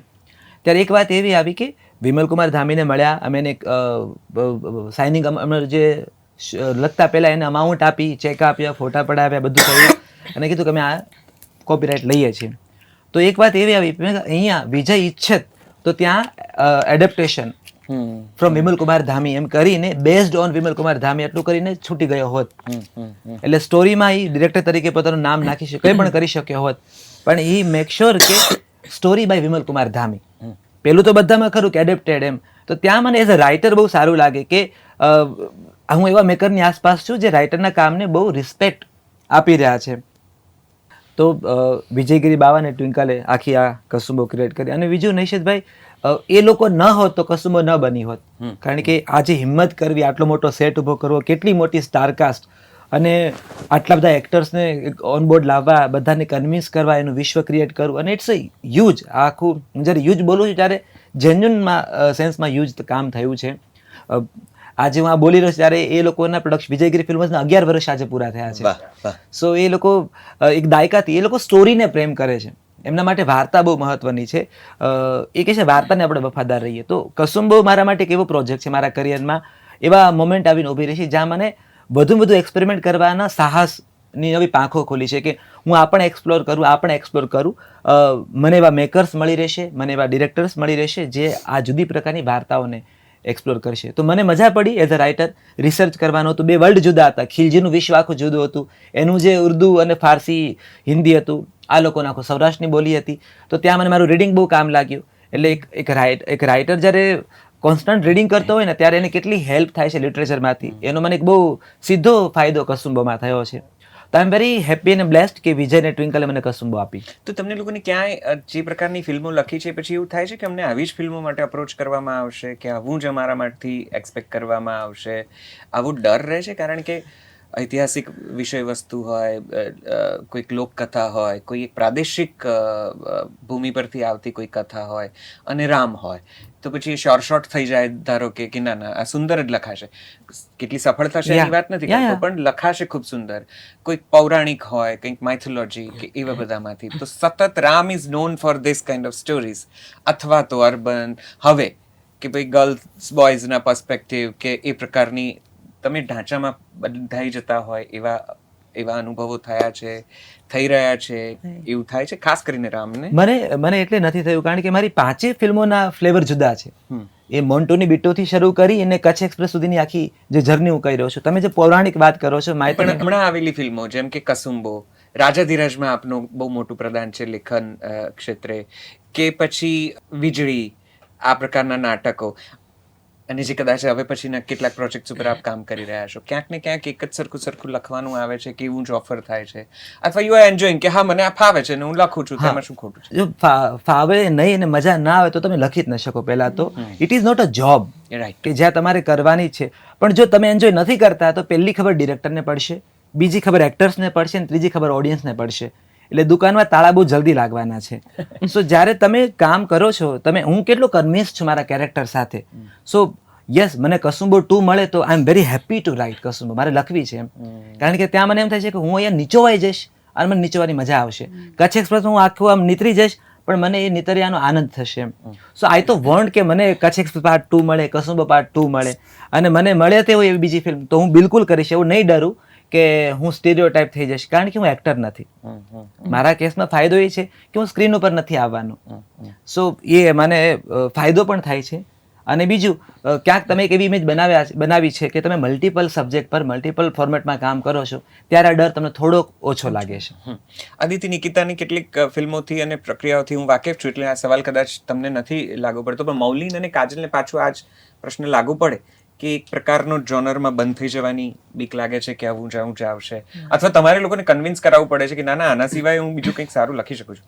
ના, એટલે હું મારી જ વાત કરું, ડર પણ નથી લાગતો ને એવું થયું નથી fortunately. I have lot of subjects, અને ક્યારેક કોઈ સબ્જેક્ટને લઈને મળે તો પીપલ નેવર સે દેટ કે તમે આગંતુક કરી, તમે નાસુર કરી, તો તમે અમુક જ ઝોનરમાં કામ કરી શકો. સો તમે કયા કન્વિક્શનથી તમારી વાત નેરેટ કરો છો, નેરેશન દરમિયાન તમે કેરેક્ટરને કેટલું સરસ રીતે બહાર લઈ આવી શકો છો, તમે આ વાત કેમ કહેવા માંગો છો એની એક સબલાઇન હોય જે મારા પ્રોસેસમાં છે કે હું આ વાત કેમ કહેવા માંગુ છું. સો રાઇટર્સ નોટ જે હોય એ હું કેટલી શિદ્દતથી કન્વે કરી શકું છું. સો અત્યારે જે ફિલ્મ લખીને જેનું શૂટિંગ હવે જલ્દી શરૂ થશે, 2025માં થશે, પણ થશે, તો it has nothing, it is too far from Nasoor and Aagantuk. એટલે ટાઈપકાસ્ટ થવાનું, પણ હા તમારું ગમતું ઝોનર, એટલે જેમ રામે કહ્યું એમ કે કદાચ કોઈક એક ડાર્ક વિષય હોય કે જેમાં you have a lot of psychological things involve, તો that will always attract me. એટલે if I have to do either of this તો પછી કદાચ મારું રુઝાન આ બાજુ હોઈ શકે, but I don't fear it. ઠીક છે મૌલિક. એટલે લોચા લાપસી હિટ ગઈ તો એના પછી ઘણા લોકોનો એવો પ્રસ્તાવ આવ્યો છે કે પાર્ટ 2 આનું બનાવીએ આપણે, પાર્ટ 2. તો હું ના પાડી રહ્યો છું, પણ એટલે હું એવું વિચારું છું કે લોચા લાપસીથી અપ હશે તો આપણે એની પર વર્ક કરીએ. અને આ જ્યારે બની લોચા લાપસી અને હવે રિલીઝ એની વચ્ચે થોડોક ટાઈમ જતો રહ્યો હતો, તો એમાં મેં ડેલિબરેટલી એવું વિચારીને જ બીજા જોનરને ટચ કરી લીધા છે કે હું પણ ટાઈપકાસ્ટ ના થઈ જાઉં. મને એવું લાગતું હતું કે બીજી સ્ટોરીઝમાં જઈએ ને, આ થ્રિલરમાં એક મગજ બી એવું થઈ ગયું છે સેટ કે નોર્મલ મીટિંગમાં પણ ગાડી લઈને જવું તો મને એમ લાગે છે કે ટિકિટ નીકળવી પડશે. એટલે નોર્મલ કન્વર્ઝેશનમાં પણ એવું થઈ જાય કે આ છુપાયું છે. જ્યારે તમને ખબર હોય કે જુઠ્ઠું કેવી રીતે બોલવાનું પણ ના બોલતા હોય તો સામેવાળાનું જુઠ્ઠું પકડી શકો છો. એટલે એ બધું તું વધારે વાતો જ ના કર, મને તો બીક લાગવા માંડી છે. રાઇટર્સથી લોકો બીવે તો છે. એટલે એ બધું વિચારીને બીજા જોનર્સને ટચ કર્યા છે હમણાં તો. બટ બીજા જોનર્સ ટચ થઈ ગયા છે તો પછી થ્રિલર પર હવે પાછો આવીશ એવું લાગે છે. પરફેક્ટ. એટલે કદાચ લેખકની સહેજ ટાઈપકાસ્ટ થવાની અંદેશો બીક સહેજ તો ક્યાંક હોય અને એમાંથી બહાર નીકળવાની પણ સતત પ્રક્રિયા છે. ઓકે, મારે 2 સવાલો પૂછવા છે. એક પછી એક પૂછું, એક સાથે પૂછી લઉં, એ અવઢવમાં પણ વ્યક્ત કરું. એક, તમે લોકો એકબીજાની ફિલ્મો લગભગ જોઈ છે બધાની ફિલ્મો ઓલમોસ્ટ જોઈ છે. જુઓ છો ગુજરાતી ફિલ્મો જુઓ છો Oh, જે yes, આવે yes. છે? હા, હા, ઠીક છે. absolutely. આ વર્ષે આવેલી કોઈ ફિલ્મ અહીંયા બેઠા છે એમાંની કોઈક હોય તો બહુ સરસ. એ સિવાય કોઈ એવી ફિલ્મ કે જેનું કોઈ એક દ્રશ્ય લેખક તરીકે તમને સ્પર્શી ગયું હોય, અપાર્ટ ફ્રોમ યોર મૂવી, તમારી મૂવી સિવાયની કોઈ એક દ્રશ્ય કે જે તમને એમ થઈ ગયું હોય કે વાહ ક્યાં બાત હે, આ લેખકે કેટલું સુંદર લખ્યું છે. હું લેખકના પર્સપેક્ટિવથી કહું છું. ઓકે, લખાણની દ્રષ્ટિએ. યસ. તો હું વાત કરું છું જાનવીની પિક્ચર વિશે, રાઇટિંગ વિશે, કે એમાં રુસ્તમનું જે કેરેક્ટર હિતેન કુમારનું છે, પહેલી વાર બન મસ્કા સુચિતાબેન માટે એને બનાવ્યું છે અને એ ટેસ્ટ કરે છે અને એ સીનમાં બહુ જ ઇમોશનલ, અને અહીંયા છે ને રાઇટર કેટલો હાજર છે છતાં ગેરહાજર છે, જ્યાં 2 એક્ટરની મોમેન્ટ ક્રિએટ થઈ છે અને પહેલાં એ પૂછે છે કે હિતેન કુમાર કેવું લાગ્યું તને એમ. અને કારણ કે દર વખતે પોતાની વાઈફ માટે બનાવતો હતો અને આ ઉંમરના આ પડાવે પહોંચેલા 2 કેરેક્ટર, જ્યારે પેલી કહે છે કે બહુ સરસ અને પરફેક્ટનો જે ડાયલોગ છે કે આવું જ એ સંબંધ હોય આ ઉંમરે થવાનો તો પણ પરફેક્ટ મોમેન્ટ છે, નવી શરૂઆત કરવાની હોય તો પણ એક પરફેક્ટ વર્ડમાં જાનવીએ જે રમત કરી છે, ક્રિએટ કરી છે. અને એની જ પિક્ચરમાં જ્યારે સુચિતાબેનની દીકરી એ સીડી ઉપર 2 દીકરી બેઠા છે અને રિદ્ધિનું મોનોલોગ છે બહુ સુંદર રીતે કે માત્ર બાપ નથી મરતો, અને એ એટલું ઇમોશનલ છે. અને હું માનું છું કે આ 2 સીન પોતાનામાં સ્વતંત્ર સિનેમા છે. તો આ 2 સીન મારે મેન્શન કરવા જોઈએ કે મને એમ થયું કે વાહ, અને ત્યાં મને ઈર્ષા પણ થઈ કે આ મને ના સૂઝ્યું અને આ મને ના જ સૂઝે, આ છોકરીને જે સૂઝ્યું છે. વાહ. તો યા આ 2 સીન. તો જાનવી પાસે જ જઈએ, આમ કટ ટુ કટ જે જેને યાદ કરે એને જોડી. વેનીલા આઈસ્ક્રીમમાં 2 સીન છે. પહેલો સીન તો એ છે કે જ્યારે એક આખી ફિલ્મ રજૂ થઈ ગયા પછી ક્લાઇમેક્સના પોઈન્ટ ઉપર ખબર પડે છે કે દાદાજી જે ઘરેણા અને સીડી ઉપર પડે છે અને આખો ફ્લેશબેકનો જે કટ છે કે કેવી રીતે એકલા હોય છે આખા રૂમમાં, એક પણ ડાયલોગ નથી ત્યાં, ખાલી ને ખાલી એમની સિચ્યુએશન છે ને આપણા બધાના ઘરની એ સિચ્યુએશન છે. કદાચ આપણા બધાના ઓલ્ડ એજ જે પણ માતા પિતા જેમના છે, દાદા દાદી જેમના છે, એ બધાની સિચ્યુએશન છે. કંઈ બોલ્યા વગર એ બધું જ એમાં કહી દેવું, આખી એમની લાઈફ, એમની ઉંમરનો આખો પડાવ એમાં રજૂ કરી દેવો. એટલે એ સીન મને બહુ જ ગમ્યો છે. અને પિતા અને પુત્ર બંને વાત કરે છે ટેરેસ ઉપર અને એનો બાપ એને એવું કહે છે કે તારી ફર્સ્ટ પ્રાયોરિટી તારી વાઈફ છે, હું અને તારી મમ્મી નહીં. એ જે આખો ડાયલોગ છે જે અર્જુનભાઈ કરે છે. સો હા, આ 2 સીન. વાહ. મૌલિક? કસુંબો મને આ વર્ષે બહુ ખૂબ ગમી હતી અને એમાં જેટલા બી ડાયલોગ્સ હતા એટલે હું વિચારી રહ્યો હતો કે આમાં ગુજરાતી તો ઓબ્વિયસલી સારું જ હોવાનું છે કેમ કે વિજયગીરી બાવા અને રામ મોરી છે, પણ ઉર્દુ અને એના તલફ્ફુઝ પણ એકદમ સ્પષ્ટ હતા. એટલે હું અચંબિત થઈ ગયો કે આ આટલું બધું સાચું કઈ રીતે છે. પછી મને ખબર પડી કે આ લોકોએ બી મહેનત કરી છે. ડબિંગમાં પણ એક શાયરને બેસાડ્યા હતા તો એકદમ પરફેક્ટલી એ સાઉન્ડ થયું એટલે બધા ડાયલોગ્સમાં કસુંબોમાં મજા આવી. અને એક સીનની વાત કરું તો અજબ રાતની ગજબ વાતમાં એક સીન છે જેમાં આરોહી બહુ ગુસ્સામાં છે એટલે એ કહે છે કે હું ડ્રાઈવ કરીશ, તો બાજુમાં ભવ્ય ગાંધી બેઠા છે અને આરોહી ગુસ્સામાં ડ્રાઈવ કરી રહી છે અને ભવ્ય ખાલી જોઈ રહ્યો છે અને કેમેરો ક્લોઝ થાય છે અને કોઈ પણ ડાયલોગ નથી પણ આ સીનમાં એકદમ બધું સમજાઈ જાય છે કે આના મનમાં શું ચાલે છે અને આના મનમાં શું ચાલે છે. તો આ બંને વસ્તુ. વાહ. કાજલ? ને ચોરી કરીને પાસ થયેલા સ્ટુડન્ટ જેવી ફિલિંગ આવે છે. એટલે I was stuck.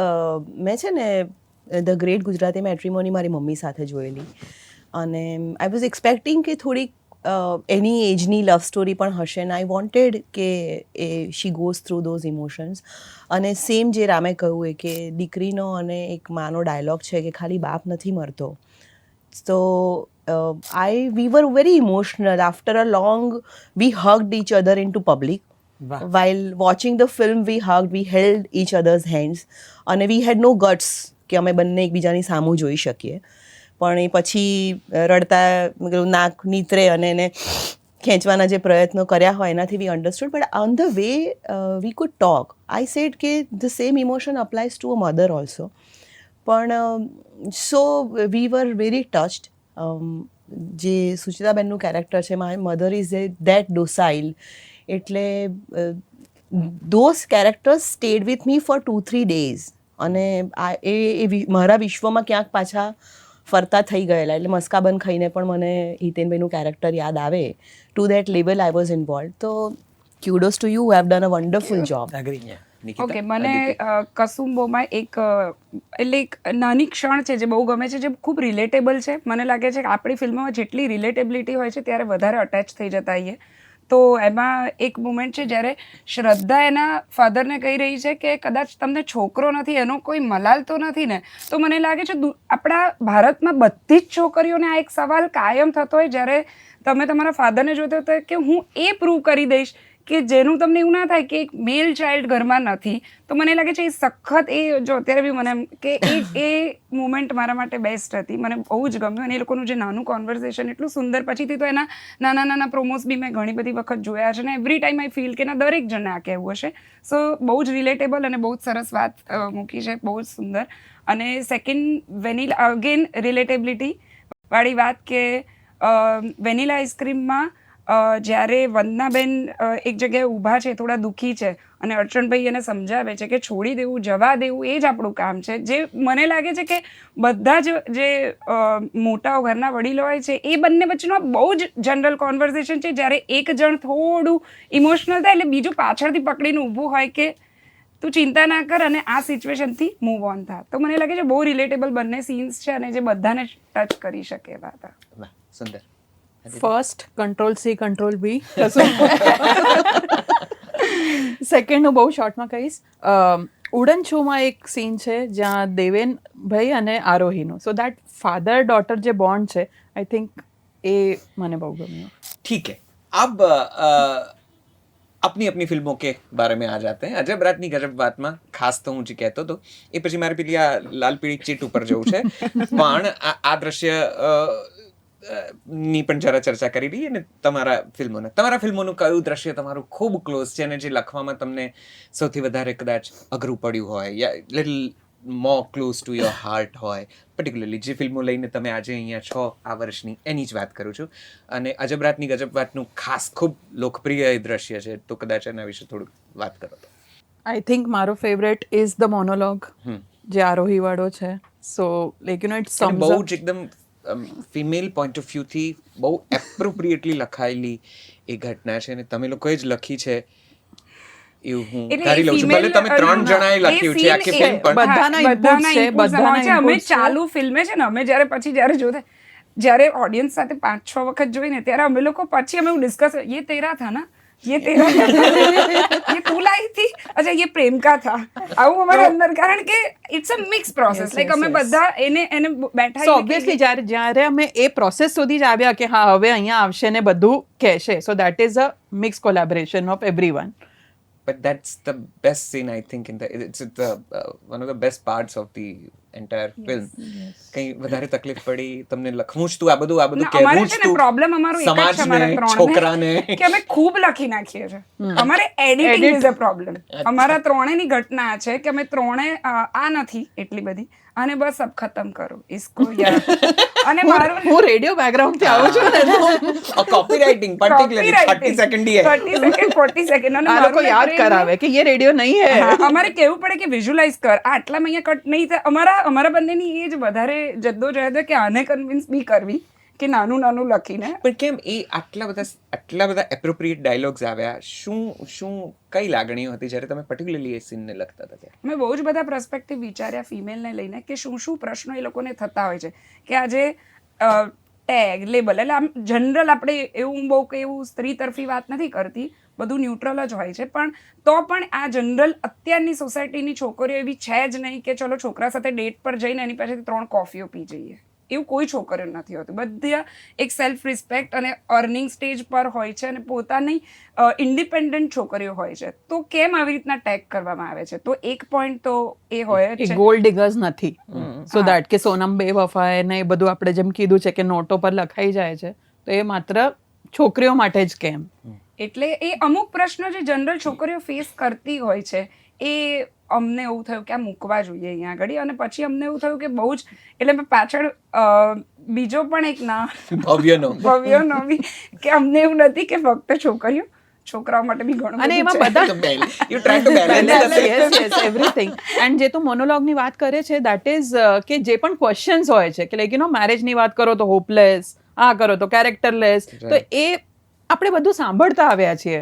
Correct it's a general echo જે આપણને મળે છે એટલે આપણે છોકરીઓની વાત આવે તો એવું આવે જ કે આ બહુ એટલે એક ના આવે કે આપણે સ્ટીરિયોટાઈપ કરી નાખીએ નાના કપડાં પહેરે કેરેક્ટરલેસ છે. આ તો એ વાતને આવી રીતના એક બંચમાં આખું અમે બધાને મૂક્યું. kudos to you for that particular scene. Yes, Ram. Yes હું એક કોઈ સીન વિશે વિચારું કસુંબમાં તો ફોર્ચ્યુનેટલી અમને એક્ટર્સ બહુ જ અદ્ભુત મળ્યા હતા. બધા એક્ટર્સ કે જેણે લખાયેલી સ્પેસને બહુ રિસ્પેક્ટ કરીને પોતાનું પ્લસ કર્યું છે બધા એક્ટરે. મારા માટે ધીમે સ્લોલી હવે રાઇટિંગ બહુ ડિવાઇન પ્રોસેસ થઈ રહી છે. ક્યાંક હું આમ બહુ 60-70 વર્ષના લેખક જેવું સાઉન્ડ કરું છું, પણ મને થાય છે કે તમે લખો છો ને ત્યારે તમે એકલા નથી લખી રહ્યા એમ. કોઈક એક એનર્જી છે જે તમને જુએ છે. અને સૌથી ડરામણું છે બ્લેન્ક કેનવાસની સામે બેસવું. અને જ્યારે એન્ટર થાય છે તમારી અંદર પર્ટિક્યુલર સિક્વન્સીસમાં, હું સીધો આવીશ કે કસુંબના ક્લાઇમેક્સમાં વેન આઈ વોઝ રાઇટિંગ અને અર્લી મોર્નિંગ 3:30, 3:15 એ ટાઈમ હતો. હું જ્યારે એ ક્લાઇમેક્સમાં મને એક કન્વિક્શનની વાત જોઈતી હતી, કારણ કે આ એક એવો શાસક હતો જેણે ધર્મને હથિયારની જેમ ખિલજીએ ધર્મને હથિયાર બનાવ્યો છે. એને એના ગિરબાન ઉપર શું વાત આવી શકે? અને એ સતત મારે વિજયની એ ચર્ચા હાલતી હતી. મને થયું કે કોઈ એક વાત મને મળે એઝ અ રાઇટર કે જ્યાં હું એને હથિયારની તલવારની સામે તલવારની જેમ મૂકી શકું ધર્મને, અને જે મારા ડિસ્કશનમાં નહોતું ક્યારેય. અને અચાનકથી મને એ રિયલાઇઝ થયું કે આ બધા જે 51 ઊભા છે, આ લડવૈયાઓ સ્ત્રી પુરુષો, એ પોતે પોતાના ધર્મ ક્ષેત્રની રક્ષા માટે ઊભા છે. એટલે એન્ડ ઓફ ધ ડે એના સ્વાભિમાન એનો ધર્મ છે. એટલે ત્યાંથી સીધું મને લગતા યાદ આવ્યું કરબલા.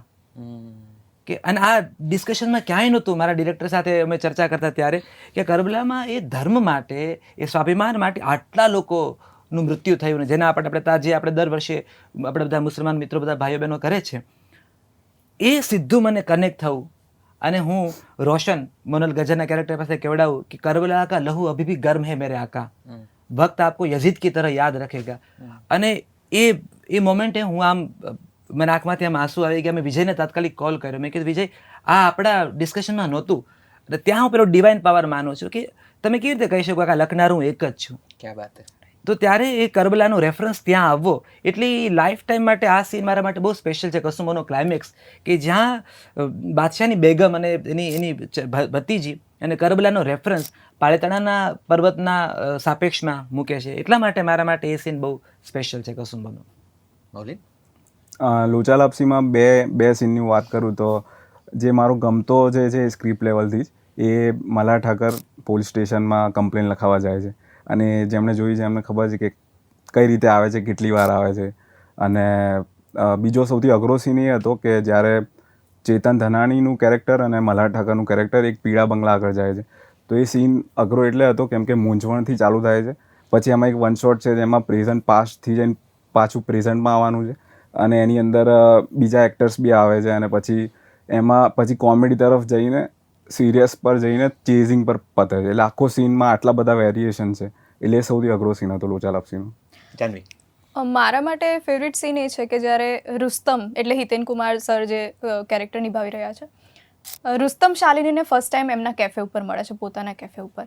એટલે એના પહેલાં જેટલો પણ પાર્ટ છે, રુસ્તમની લાઈફ તમે જુઓ, એનું ઘર તમે જુઓ, બહુ સન્નાટો છે, એમાં કલર્સ નથી, કંઈ નથી. અને જેવું એ કેરેક્ટર એન્ટર થાય છે, સુચિતા મેમનું કેરેક્ટર એન્ટર થાય છે, અચાનક એ ઊભા થાય છે, અને ઊભા થવાની સાથે જે બધા રંગો એક સાથે ખીલી ઉઠે છે, જે રીતે એમના હાવભાવ બદલાય છે, એ માણસને અમે પહેલાં ક્યારેય હસતા નથી બતાવ્યો, એમને સ્માઇલ પણ નથી કરી. અને અચાનક એ એન્ટર થાય છે અને સ્લો મોશનમાં એ ઊભા થાય છે અને હસે છે.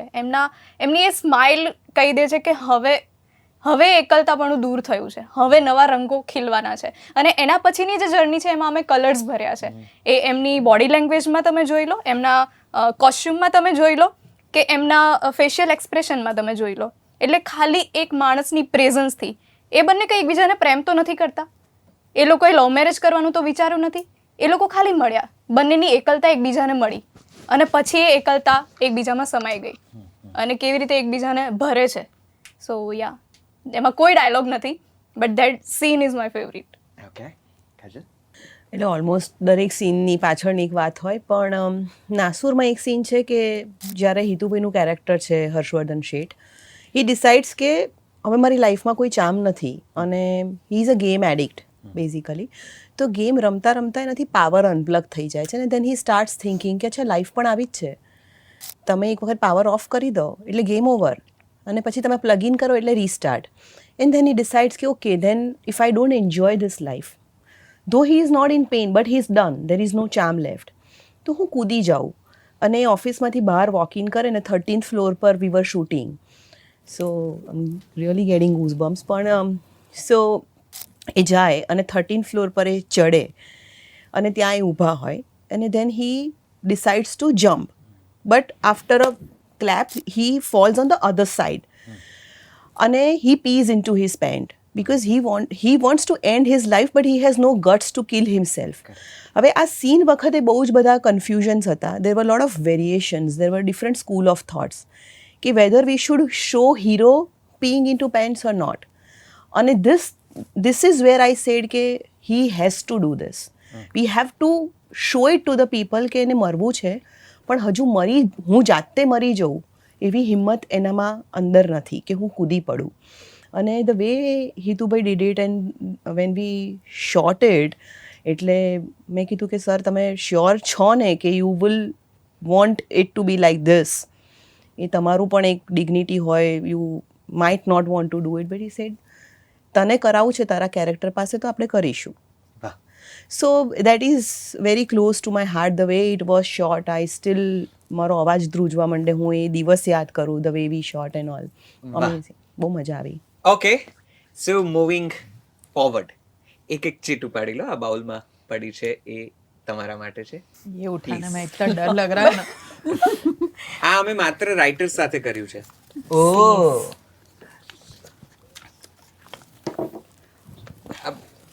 કંઈ જ બીજું કંઈ ખાસ નથી, પણ કંઈક ખાસ સવાલ જુદો જુદો પૂછ્યો છે. You have to read the question and answer it. ऐसे दूसरे में नहीं झांकना होता अरे है. पर ये ऐसा तो हम एक हैं. सॉरी, पर हाँ ठीक है. चलो, who wants to start with the question? The ઓજી.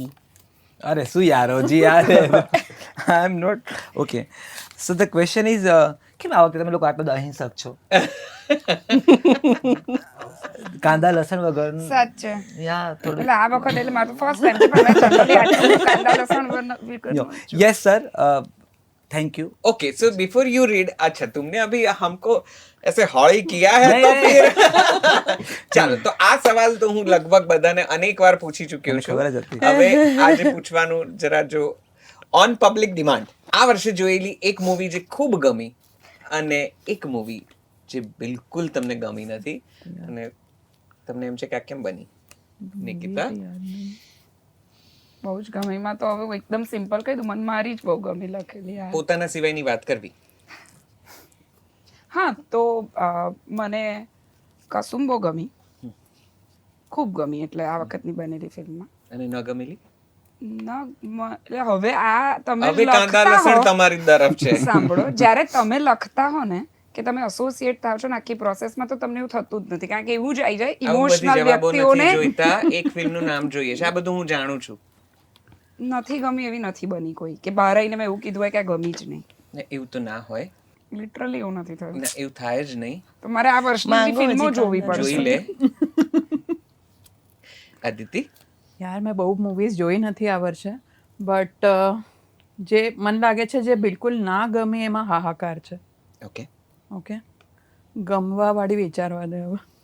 अच्छा तेरा ना गमने वाला लिस्ट रेडी है, ठीक है. आइए मौलिन भाई.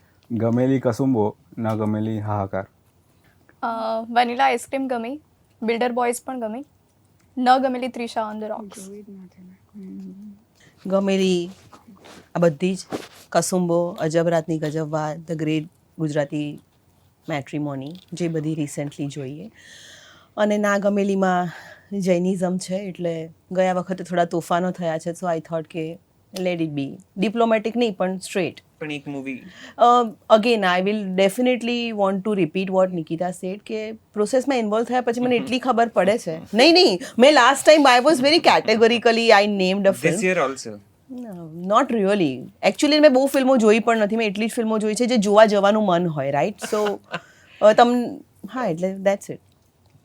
વિચારી શકો છો જે Nikita is also thinking about it. નહીં, પણ મેં જેન્યુઅનલી મેં એટલી જ ફિલ્મો જોઈ છે જે જોવા જવાનું મન હોય, એટલે ઈચ્છાથી જ ગયા હોય તો પછી દુઃખી ના થાઓ. પછી કે તમારા બંનેના પ્રશ્ન પેપરો but I literally don't have any names. I am so sorry. હું બીજા કશાકમાં તડકતો ભડકતો જવાબ આપી દઈશ. ગમવું વોઝ નેવર તડકતો, ના ગમવું ઇઝ તડકતો ભડકતો. તો મેં આન્સર આપી દીધું છે. Literally I don't have. You know, હું તો તરત ઉછળીને બોલી જવું છું, પણ આઈ ડોન્ટ હેવ એનીથિંગ. જોયું એટલે આ અવોઇડ કરીએ છીએ. જે અવોઇડ પણ ધીસ ઇઝ માય પછી ક્વેશ્ચન. એ પછી છે ધીસ ક્વેશ્ચન ઇઝ મીઠા વગર. 1 સેકન્ડ. ઠીક છે. સો મને આ વર્ષની ખૂબ ગમેલી ફિલ્મ છે જગત. બધી રીતે મને આમ બધા પોઈન્ટ ઓફ વ્યૂથી A to Z માં મને નહીં ગમેલી ફિલ્મ છે ફ્રેન્ડો. અને એક બીજી એવી હું કહું છું વાર તહેવાર એમ. અને આ મેં પછી ટિકિટ ખરીદીને જોયેલી ફિલ્મ છે. એક ટ્રેન્ડ છે ને, હું ટિકિટ ખરીદીને જોવા જાઉં છું. સો યા, જગત મને એટલે બહુ ગમી હતી. બીજું આઈ શુડ મેન્શન, પણ એ લિસ્ટ બહુ લાંબુ છે. જેમ કે મને રામ ભરોસે બહુ ગમી, રામ ભરોસે. પછી સબ્જેક્ટિવ હોય, અમુક પોર્શન તમને ન ગમ્યા હોય એમ. પણ સર્વાંગ સુંદર જગત જે મને ખૂબ ગમી. વાહ, ઠીક છે. આટલું લસણ ને ડુંગળીનો વઘાર કાફી છે. ના ગમેલી રામને પૂછો. કીધું ને ફ્રેન્ડો. બે નામ આપ્યા મેં. Okay, now read your question and who wants to start? હું કરું start? Yes please. If you have time machine તો તમે કઈ પાસ્ટની ફિલ્મના સેટ પર જવા માંગશો? તો ઇમ્તિયાઝ અલીની રોકસ્ટાર. બિકોઝ એ ફિલ્મ જોઈને જ મન થયું કે યાર આ તો સુપર દુનિયા છે, ફિલ્મ્સમાં કામ કરવું જોઈએ. અને થોડીક હજી જૂની જોઈએ તો હોલિવૂડની ધ ગોડફાધર. એમાં જેટલું બી શીખવા મળશે એટલું ઓછું જ પડશે, એટલે ત્યાં તો માસ્ટર ક્લાસ જ હશે. ગુજરાતી માટે બે યાર. આમ ફેવરિટ મૂવીઝ કઈ, આમ જે લેખનની દ્રષ્ટિએ તમે જેને ફોલો કરો કે આમ તમને વારંવાર જોવી ગમે કે કંઈક પ્રેરણાઓ મળે? લેખનની દ્રષ્ટિએ એક કહું તો ગ્લેડિએટર. પછી એમ જ કે સુંદર ફિલ્મ છે એવી રોકસ્ટાર છે, લાઈફ ઇઝ બ્યુટીફુલ છે, ધ લેજન્ડ્સ ઓફ 1900 છે, પ્યાસા છે, દીવાર છે, એ બધી. Perfect.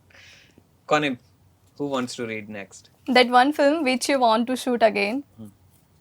Again, Trisha on the Rocks. Because see, KD સરની ફેન છું અને એમણે જેટલા પણ સબ્જેક્ટને જેટલી પણ ફિલ્મો આપી છે મને બહુ જ ગમી છે. આ વખતે એવું થયું કે આ પણ એક નવો જ સબ્જેક્ટ હતો. લાઈક મારી અરાઉન્ડ બહુ બધા ઝેનજી છે અને એ લોકોનો એવો ક્વેશ્ચન હંમેશા હોય છે કે ગુજરાતી ફિલ્મો તમે ક્યારે અમારી જનરેશનને રિલેટેડ બનાવશો. આ એક એવી ફિલ્મ હતી. મારી એક્સપેક્ટેશન એનાથી બહુ બધી વધારે હતી અને ટુવર્ડ ક્લાઇમેક્સ એ તૂટતી ગઈ ધીરે ધીરે. સો યા, Trisha on the Rocks. ઠીક છે. See Nikita. So it says what will be the title of your biopic. એટલે બાયોપિક તો ક્યારે લખાશે નથી ખબર, પણ I would say if I have to write my life of this story of my life, I would call it wisdom from mistakes. Okay. અને એટલે ત્યારે જ લખાશે જ્યારે તમે બહુ ઓનેસ્ટીથી લખી શકો. So I think at least a lot of few years to go. A lot of years to go, sorry. Yes Nikita. એટલે ફિલ્મ રિલેટેડ ક્વેશ્ચન નથી, પણ હું એનું કોન્ટેક્ટ એટલે બદલી આમાં દઈશ. પ્રશ્ન જે છે કે જે જરૂરી નથી કે બધું ફિલ્મ રિલેટેડ જ હોય.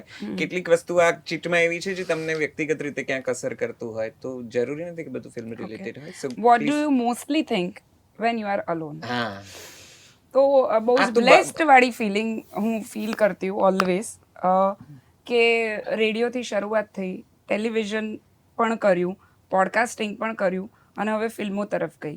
તો મને એવું લાગે કે મારામાં, એટલે મને પોતાને બહુ આનંદ થાય કે હંમેશા નવું શીખવાની જે મારામાં વૃત્તિ છે એ મેં હંમેશા રાખી છે અને એને કારણે હું આગળ વધતી જ ગઈ છું.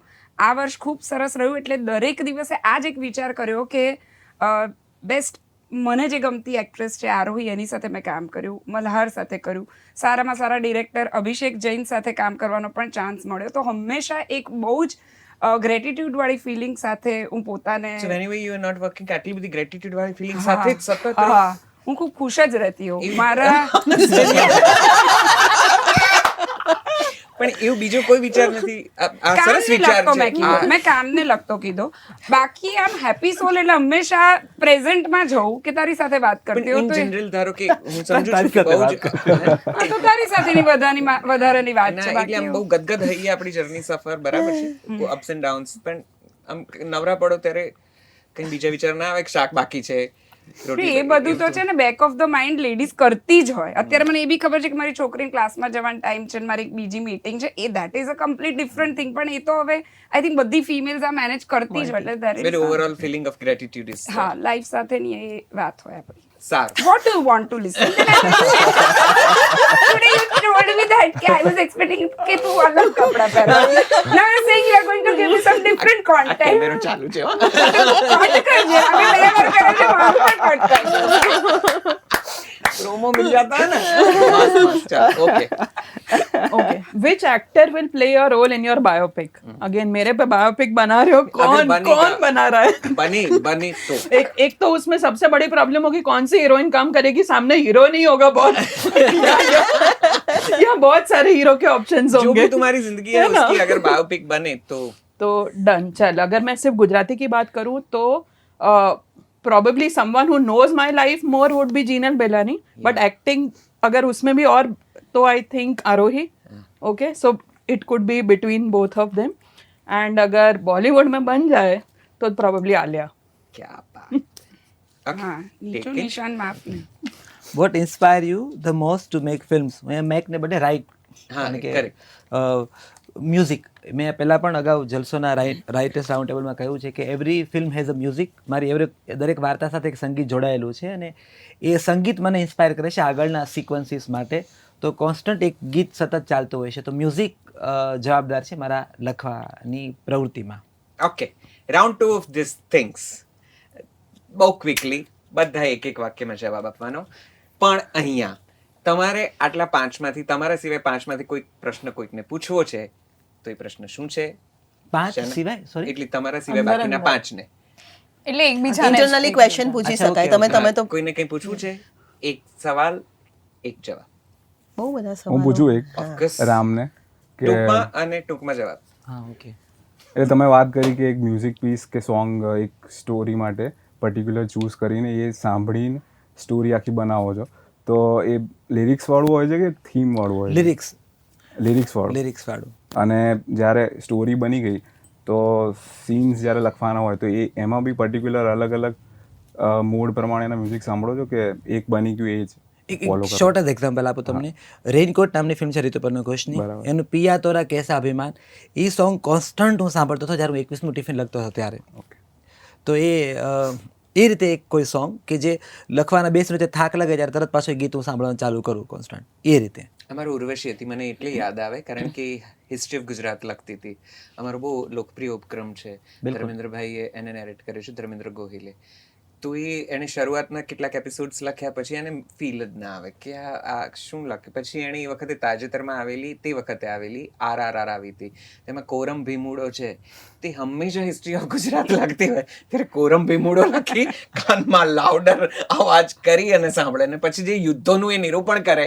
જે રીતે ઇતિહાસને આલેખે આપણને એમ થાય કે પણ હું કોરમ ભીમુડો સાંભળું છું તો જ મને આ ઉપક્રમ લખી શકાય છે આ વિચાર લખી શકાય છે સો અને પછી એ ફિલ્મ પૂરી થાય એટલે એ ગીત સાથે અમારા લેણદેણ પૂરા બરાબર. પછી એ ગીત સાથે એ અટેચમેન્ટ નથી રહેતું મને તો એટલે દરેક પ્રોજેક્ટ સાથે એક ગીત મારે કાયમ સાથે રહ્યું છે વાહ ઓકે ઓલવેઝ ક્યુરિયસ એટલે તક મળે તો છોડું નહીં મને જ્યારે બે જણ લખતા હોય અથવા તો એક કરતાં વધારે જણ રાઇટિંગ પ્રોસેસમાં ઇન્વોલ્વ હોય તો મને ઘણીવાર એવું થાય કે એક પોઈન્ટ એવો આવે કે જ્યારે જેન્યુઇન ખેંચતાણ ચાલતી હોય કોઈ ઈગો ક્લેશ ના હોય but you believe that your point of view is right and she thinks her point of view is right આવા સમયે જ્યારે અંદરથી કકડામણ ઊભી થવા માંડે કે આ સમજતી નથી અને ઈધર વે તો એવા સમયે ક્યારેક એવું થાય આમાં કે તો આ સમજતો નથી વાળી ઘટના છે હા પ્રેમ પણ છે એટલે તમે તો ટ્રાયંગલમાં છો એટલે તો ઓર પ્રશ્ન પણ સો એવા સમયે ક્યારેક એવું થાય કે I would like to attempt solo writing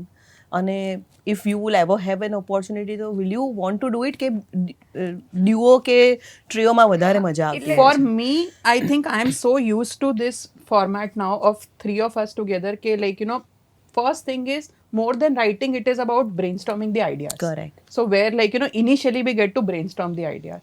So that is a world of that is an attraction for me. So I don't think of solo writing. Personally, I don't think. Not even in the moments of very severe stress. પણ એની remedy સમય છે.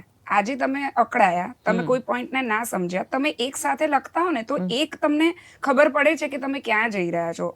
એવા એટલા બધા differences ના આવે, કારણ કે તો જ તમે આટલું પણ Correct. લખી શક્યા હો. એટલે થોડોક સમય આપી દો. આજે અમે છૂટા પડ્યા તો થઈ બબાલ કે ભાઈ ના ચાલે. 1-2 દિવસ એ વસ્તુને આપો છો તો તમે જાતે પણ એના પર થોટ મૂકો છો, એકબીજાને સમજો છો. સમજાવવાની પદ્ધતિ પણ ઘણી વાર કામ કરી જતી હોય છે. એન્ડ એમાં એક બીજી વસ્તુ એ છે કે if all of us are not convinced, then we are also representing the audience. So somewhere this question You will change even the point arise of in the view. audience. So we need to be convinced, 3 of us. અને અમે એવું પણ કરેલું છે કે 3માંથી 2 convince છે ને તો જતા રહેવાનું આગળ, પછી પેલું બાજુમાં રહે. તોય back of the mind ચાલે કે third still is not Not convinced. convinced. So we again come back to it. At the moment we go ahead, then we come back to it कि यार तुझे वो गलत लग रहा था तो उसका कुछ करते हैं. એ 3 ઓફિસમાં એકની ભૂમિકા સ્વાનંદ કિરકિરે જેવી જ હોય છે. But again, કોણ એ સ્વાનંદ કિરકિરે, કોણ એ બદલાતું રહે. in nutshell, like solo writing or team એક જ સવાલ writing. હતો. એટલે nutshell માં પૂછું છું ફરીથી એમ મારા માટે કે સોલો કે ટીમ રાઇટિંગ. અત્યારે આ ફોર્મેટમાં ઘણા સેટ છે એટલે એવો વિચાર એ નથી. આપ્યો નથી. અમે 2 તો લખીએ છીએ, અમે બંને તો લખીએ છીએ. એ પ્રેમ ફિલ્મમાં નથી બી, અમારી 2 ફિલ્મમાં. અને ના, કારણ કે he is an actor also, એટલે એને એની ડેટ્સના ઇશ્યુઝ ને બધું હોય ત્યારે અમે લોકો લખતા આવીએ છીએ ને એવો કોઈ પ્રોબ્લેમ નથી. ઓકે, જાનવી, મારો સવાલ એકચ્યુઅલી તમને હતો. તો પહેલા હું પૂછી લઉં. Okay. એવું થાય છે પહેલા કે જાનવીને પૂછવા. હા, sorry, you are junior. Yes, મારથી એજમાં પણ નાની છે મારથી. હા, એ જ રીતે જુનિયર, એજિંગ વાઇઝ. એટલે બહુ નાની પણ નથી, 3 years. હા, સો હા, સવાલ એ હતો. Sorry. Okay, so question is કે જ્યારે રામનું નામ જ નહીં હતું, રામ મોરીને કદાચ કોઈ જાણતું નહીં હતું ઇન્ડસ્ટ્રીમાં, અને તમે જસ્ટ શરૂ કરેલું હશે, કોઈ ફિલ્મ નહીં લખી હોય યા તો લખવાની પ્રોસેસમાં હશો, ત્યારે તમારી શું ઇન્સિક્યોરિટીઝ હતી? લોકો તમારા સુધી કેવી રીતે પહોંચ્યા? તમે લોકો સુધી કેવી રીતે પહોંચ્યા? યા તો કેવી કેવી ઘટનાઓનો સામનો તમારે કરવો પડ્યો છે? આ એકમાં 10 પ્રશ્નો છે, પોડકાસ્ટના બધા જ આવી યા ગયા. યા જલસામાં મારું સુંદર પોડકાસ્ટ થયું છે, પહેલા તો એ સાંભળી લેજો. સૌથી મોટી ઇન્સિક્યોરિટી હતી એ જાનવી પહેલાં તો લેંગ્વેજને લઈને હતી, બીજું કલર્સને લઈને હતી, અભિવ્યક્તિને લઈને હતી, અને જે કાયમ ચાલી રહી છે હંમેશા. પણ એની સાથે હું ડીલ કરતા શીખ્યો છું થ્રુ માય વર્ક ઓનલી.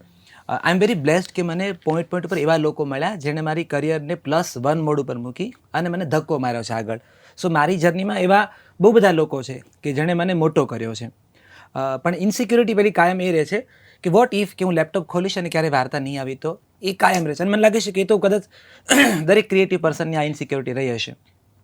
પેલી હવે લેંગ્વેજ અને કલર્સ એ હવે એટલે નથી રહી, કારણ કે તમારી પાસે સર્ટેન અમાઉન્ટ ઓફ વર્ક આવ્યું છે તો તમને કોન્ફિડન્સ ક્રિએટ થાય છે તમારી અંદર કે નાવ આઈ શુડન્ટ વરી અબાઉટ મારી અભિવ્યક્તિ. ઓકે, who Okay, let- मैं મારો पूछती સવાલ हूँ. બાકી છે. હા, ओके, आई थिंक राम इसमें से आउट हो सकता है क्योंकि इसका मुझे पता है. बाकी mostly like we always associate के writers have to be good readers.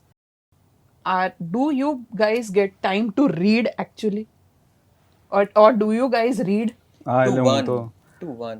ત્રણેય જવાબ આપશે તો હું 2.5 કલાક नहीं થી नहीं, આગળ yes વધી no, yes no. Yes yes, we can yes time. Yes yes. I don't, એટલે આઈ ઓલવેઝ સે ડેટ કે હું કંઈ બહુ ગર્વ નથી લેતી, બટ મારું વાંચન એટલું બધું નથી જેટલું કદાચ રામભાઈનું હશે કે જાનવીનું હશે કે બીજા કોઈ પણ રાઇટરનું હશે. સમટાઇમ્સ ઇટ હેલ્પ્સ મી કે હું કોઈ પ્રભાવમાં આવ્યા વગર મારા પેલાથી જ લખી શકું છું, પણ નથી એટલું વાંચન. સમય મળી જાય છે પણ વાંચન એટલું નથી જેટલું હોવું જોઈએ. ઓકે. એક મને એક તારે નાનો બાકી છે? નાનો છે, નાનો એક રામને પૂછવું છે કે વાંચન તો મને ખબર છે કે તમે કરો છો, પણ સારું કોન્ટેન્ટ આવતું જ રહેતું હોય, અત્યારે કરંટ બી તમે જોતો સિરીઝ આવતી હોય કે કંઈ પણ, તો એ બી આપણે એક સારા પીસ તરીકે જોતા હોઈએ, તો એનો સમય મળે છે? અરે એ તો હું ચોરી લઉં છું.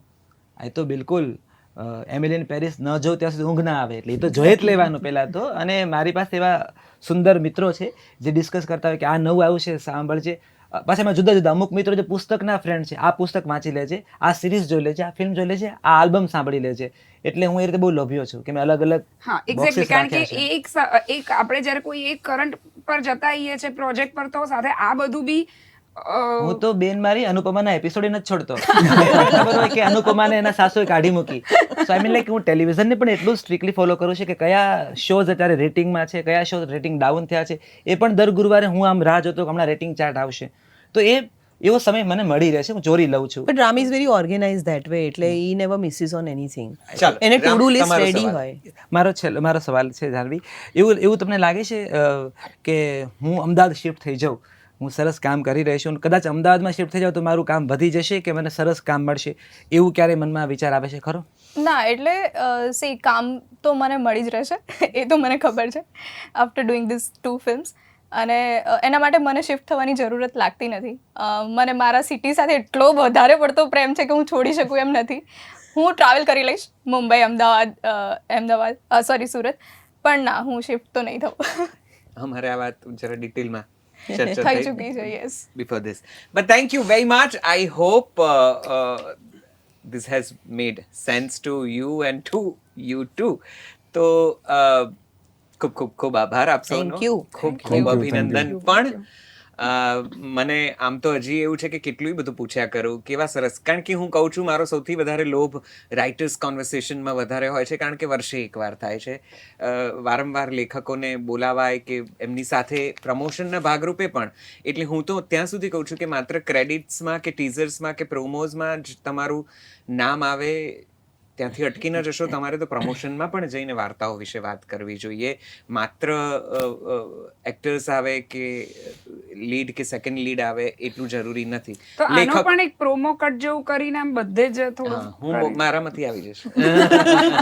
ફોર્ચ્યુનેટલી લોચા લાપસીમાં હું હજી બોલવા જ જતો મને Even very નાસુર helpful. બહુ did it. ઓછા ફિલ્મો એવી છે જેમાં લેખકોને લઈને આપણે ત્યાં એ પ્રકારના પ્રમોશન્સ પ્લાન થાય છે. રામ આવ્યો છે એની 2-3 મૂવીઝ વખતે, મૌલિન આવ્યા છે એમની મૂવી વખતે, પણ આવું બહુ ઓછું થાય છે. દરેક લેખકને ભૂલાવી દેવો એ બહુ આમ ઘટના છે આપણે ત્યાં, અનફોર્ચ્યુનેટલી આખા સમાજમાં અને બધે જ.